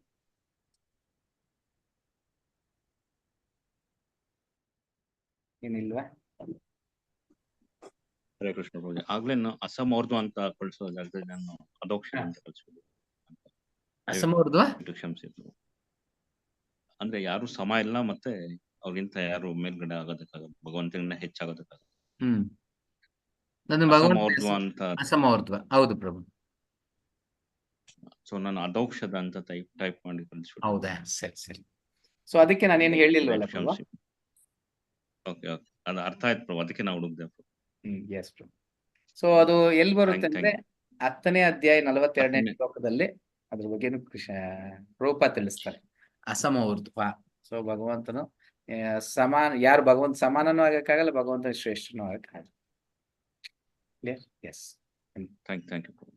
ಓಕೆ, ಹರೇ ಕೃಷ್ಣ. ಯಾರಿಗೇನು ಪ್ರಶ್ನೆ ಇಲ್ಲ ಅಂದ್ರೆ ಪ್ರಭು. ಜ್ಯೋತಿ ಮಾತಾಜಿ ಕೇಳಿ. ಪ್ರಭು, ಇದು ಬ್ರಹ್ಮ ಸಂಹಿತೆ ಯಾಕೆ ಭಾಗವತದಲ್ಲಿ ಬರಲ್ಲ ಪ್ರಭು? ಅಂದ್ರೆ ಗೋಲೋಕ ಬೃಂದಾವನ ಎಲ್ಲ ಬ್ರಹ್ಮ ವರ್ಣನೆ ಮಾಡ್ತಾರಲ್ವಾ ಪ್ರಭು? ಇಲ್ಲಿ ವೈಕುಂಠವರೆಗೂ ಮಾತ್ರ ಇದೆ ಅನ್ಕೋತೀನಿ ಪ್ರಭು ಭಾಗವತದಲ್ಲಿ. ಗೋಲೋಕ ಬೃಂದಾವನದ್ದು ಯಾಕೆ ಇದಿಲ್ಲ ಪ್ರಭು ಇದರಲ್ಲಿ ಭಾಗವತದಲ್ಲಿ? ಯಾಕೆ? ಆಕ್ಚುಲಿ ಭಾಗವತದಲ್ಲಿ ಬರುತ್ತೆ, ಮತ್ತೆ ಭಾಗವತದಲ್ಲಿ ಬರುತ್ತೆ, ಗೋಲೋಕ ವೃಂದಾವನವರೆಗೂ ಬರುತ್ತೆ. ಆದ್ರೆ ಅದಕ್ಕೆ ಹೆಸರು ಗೋಲೋಕ ಬೃಂದಾವನ ಅಂತ ಕೊಡ್ಲಿಲ್ಲ ಅಷ್ಟೇ. ಸೊ ಅದು ವೈಕುಂಠದವ್ರಿಗೆ ಹೆಸರನ್ನ ಮಾತ್ರ ವೈಕುಂಠ ಅಂತ ಕೊಟ್ಟಿರ್ತಾರೆ, ಬಟ್ ಅದು ಗೋಲೋಕ ಬೃಂದಾವನ ಆಗಿರುತ್ತೆ. ಕೃಷ್ಣನ ಲೋಕ ಅಂತ ಹೇಳ್ತಾರೆ, ಎಲ್ಲದಕ್ಕಿಂತ ಉನ್ನತವಾದ ಲೋಕ, ಶ್ರೇಷ್ಠ ಲೋಕ, ಆ ರೀತಿ ಹೇಳ್ತಾರೆ ಹೊರತುಪಡಿಸಿ ಅದಕ್ಕೆ ಗೋಲೋಕ ಬೃಂದಾವನ ಅಂತ ಹೆಸರು ಕೊಟ್ಟಿಲ್ಲ. ಸೊ ಬ್ರಹ್ಮದೇವನ ಅದಕ್ಕೆ ಗೋಲೋಕ ಬೃಂದಾವನ ಅಂತ ಕೊಟ್ಟಿದ್ದಾರೆ. ಆದ ಕಾರಣ ನಾವು ಅದನ್ನ ಗೋಲೋಕ ಬೃಂದಾವನ ಅಂತ ಹೇಳ್ತೇವೆ. ಹೆಂಗ್ ಹೇಳೋಣ, ಅವ್ರವ್ರು ಒಂದೊಂದು ಹೆಸರು ಹೇಳ್ತಾರೆ. ಇವಾಗ ಉದಾಹರಣೆಗೆ ನಮ್ಮ ಬೆಂಗಳೂರು ತಗೊಳ್ಳೋಣ. ಸೊ ಆವಾಗ ಬೆಂದಕಾಳೂರು ಅಂತಿತ್ತು, ನಂತರ ಬ್ಯಾಂಗ್ಳೂರ್ ಅಂತ ಆಯ್ತು, ಇವಾಗ ಬೆಂಗಳೂರು ಅಂತಾರೆ. ಹಿಂಗೆ ಚೇಂಜ್ ಆಗ್ತಾ ಇರುತ್ತೆ, ಒಬ್ಬೊಬ್ರು ಒಂದು ಹೇಳ್ಕೊಂಡು ಹೋಗ್ತಾರೆ, ಬಟ್ ಪ್ರದೇಶ ಮಾತ್ರ ಅದೇ ಆಗಿರುತ್ತೆ. ಆ ರೀತಿ ಕೃಷ್ಣನ ಲೋಕ ಕೃಷ್ಣನ ಲೋಕನೇ ಆಗಿರುತ್ತೆ. ಸೊ ವ್ಯಾಸದೇವರು ಅದ್ರ ವಿವರಣೆ ಕೊಟ್ಟಿದ್ದಾರೆ, ಬಟ್ ಅವ್ರು ಕೊಡೋ ವಿವರಣೆ ಬೇರೆ ಹೆಸರಲ್ಲಿ ಕೊಟ್ಟಿದ್ದಾರೆ. ಬ್ರಹ್ಮದೇವನು ಬ್ರಹ್ಮ ಸಂಹಿತೆಯಲ್ಲಿ ಗೋಲೋಕ ವೃಂದಾವನ ಅಂತ ಕೊಟ್ಟಿದ್ದಾರೆ. ಬಟ್ ಈ ವಿಸ್ತರಣೆ ಎಲ್ಲ ಕೊಟ್ಟಿದ್ದಾರೆ, ಅದು ಸ್ಪಷ್ಟವಾಗಿಲ್ಲ ಮಾತಾಜಿ. ಸ್ಪಷ್ಟವಾಗಿಲ್ಲ ಅಂದ್ರೆ ಅಲ್ಲಿ ವ್ಯಾಸದೇವರು ಅಷ್ಟೇ ಆಕ್ಚುಲಿ ಅವರು ಬ್ರಹ್ಮಸೂತ್ರದ ಒಂದು ವಿವರಣೆಯನ್ನ ಕೊಟ್ಟಿರೋದು ಈ ಒಂದು ಶ್ರೀಮದ್ ಭಾಗವತ. ಬ್ರಹ್ಮಸೂತ್ರಗಳನ್ನ ವಿವರಣೆ ಅಷ್ಟೇ, ಕಾಮೆಂಟ್ರಿ ಆಗಿರುತ್ತೆ ಅದು. ಅಲ್ಲೆಲ್ಲ ಕ್ಲಿಯರ್ ಆಗಿ ಕೊಟ್ಟಿದ್ದಾರೆ, ನಾವು ಅದನ್ನ ತಿಳ್ಕೊಳ್ಳೋ ಅಂತ ಯೋಗ್ಯತೆ ನಮಗಿಲ್ಲ ಅಷ್ಟೇ. ನಾವು ಆಕ್ಚುಲಿ ಭಗವದ್ಗೀತೆನ ಜೀವನದಲ್ಲಿ ತೊಡಗಿಸಿದ ನಂತರ ಭಾಗವತಕ್ಕೆ ಬರಬೇಕು ಅಂತ ಇಲ್ಲಿ ಹಲವಾರು ಪ್ರಭುಪಾದರು ಅದನ್ನ ಹೇಳಿದ್ದಾರೆ ಅಲ್ವಾ. ಆದ್ರೆ ನಾವೆಲ್ಲರೂ, ನನ್ನನ್ನು ಸೇರಿಸ್ಕೊಂಡು ಎಷ್ಟು ಜನರು ಭಗವದ್ಗೀತೆ ನಮ್ಮ ಜೀವನದಲ್ಲಿ ತೊಡಗಿಸ್ಕೊಂತ ಇದ್ದೀವಿ? ಅದನ್ನ ತೊಡಗಿಸುವಂತನ್ನೇ ಭಾಗವತನ ಓದೋಕ್ಕೆ ಪ್ರಯತ್ನ ಮಾಡ್ತೀವಿ. ಸೊ ಅದು ನಮ್ ಪ್ರಕಟ ಆಗ್ತಾ ಇಲ್ಲ ಅಷ್ಟೇ. ಸೊ ಶುದ್ಧ ಭಕ್ತನಿಗೆ ಅದು ಪ್ರಕಟವಾಗುತ್ತೆ. S yes okay, Hare Krishna, ಧನ್ಯವಾದ. ಓಕೆ, ಹರೇ ಕೃಷ್ಣ. ಸೊ ಎಲ್ಲರಿಗೂ ಧನ್ಯವಾದ. ಒಂದು ಬಾರಿ ಹರೇ ಕೃಷ್ಣ ಮಹಾಮಂತ್ರವನ್ನು ಹೇಳ್ತಾ ಮುಕ್ತಾಯ ಮಾಡಿ. ಹರೇ ಕೃಷ್ಣ ಹರೇ ಕೃಷ್ಣ ಹರೇ ಕೃಷ್ಣ ಕೃಷ್ಣ ಕೃಷ್ಣ ಹರೇ ಹರೇ, ಹರೇ ರಾಮ ರಾಮ ರಾಮ ಹರೇ. ವಂಚಕಲ್ಪತರುಭ್ಯಶ್ಚ ಕೃಪಾ ಸಿಂಧುಭ್ಯೇವ ಚ ಪತಿತಾನಾಂ ಪಾವನೇಭ್ಯೋ ವೈಷ್ಣವೇಭ್ಯೋ ನಮೋ ನಮಃ. ಅನಂತ ಕೋಟಿ ವೈಷ್ಣವವೃಂದ ಕಿ ಜೈ, ಪರತಪಾವನ ಶ್ರೀಲ ಪ್ರಭುಪಾದ ಕಿ ಜೈ, ಪರತಪಾವನ ಗುರು ಮಹಾರಾಜ್ ಕಿ ಜೈ. ಜೈ ಗೋ. ಹರೇ ಕೃಷ್ಣ. ಹರೇ ಕೃಷ್ಣ ಪ್ರಭು, ಧನ್ಯವಾದಗಳು. ಮಾತಾಜಿ ಹರೇ ಕೃಷ್ಣ. ಹರೇ ಕೃಷ್ಣ ಪ್ರಭು. ನಾಗಪ್ಪ ಪ್ರಭು ಹರೇ ಕೃಷ್ಣ. ರಾಮಾಂಜನೇಯ ಪ್ರಭು ಹರೇ ಕೃಷ್ಣ. ಹರೇ ಕೃಷ್ಣ ಪ್ರಭು. ಹರೇ ಕೃಷ್ಣ. ವೆಂಕಟೇಶ್ ಪ್ರಭು ಧನ್ಯವಾದ ಹರೇ ಕೃಷ್ಣ. ಆಶಾ ಗುರು ಮಾತಾಜಿ ಹರೇ ಕೃಷ್ಣ. ಚೈತ್ರ ಮಾತಾಜಿ ಹರೇ ಕೃಷ್ಣ. ಮಾತಾಜಿ ವರಲಕ್ಷ್ಮಿ ಮಾತಾಜಿ, ಲಲಿತಾ ಮಾತಾಜಿ ಹರೇ ಕೃಷ್ಣ. ಎಲ್ಲರಿಗೂ ಹರೇ ಕೃಷ್ಣ ಪ್ರಭು. ಎಸ್, ಹರೇ ಕೃಷ್ಣ. ಚಂದ್ರಕಲಾ ಮಾತಾಜಿ ಹರೇ ಕೃಷ್ಣ. ಎಂಡ್ ಮಾಡ್ತೀನಿ ಎಲ್ಲರಿಗೂ. ಹರೇ ಕೃಷ್ಣ ಪ್ರಭು. ಎಸ್, ಕಮಲ ಸುರೇಶ್ ಹರೇ ಕೃಷ್ಣ ಪ್ರಭು, ಧನ್ಯವಾದ. ಹರೇ ಕೃಷ್ಣ. ಪ್ರವೀಣ್ ಕುಮಾರ್ ಪ್ರಭು.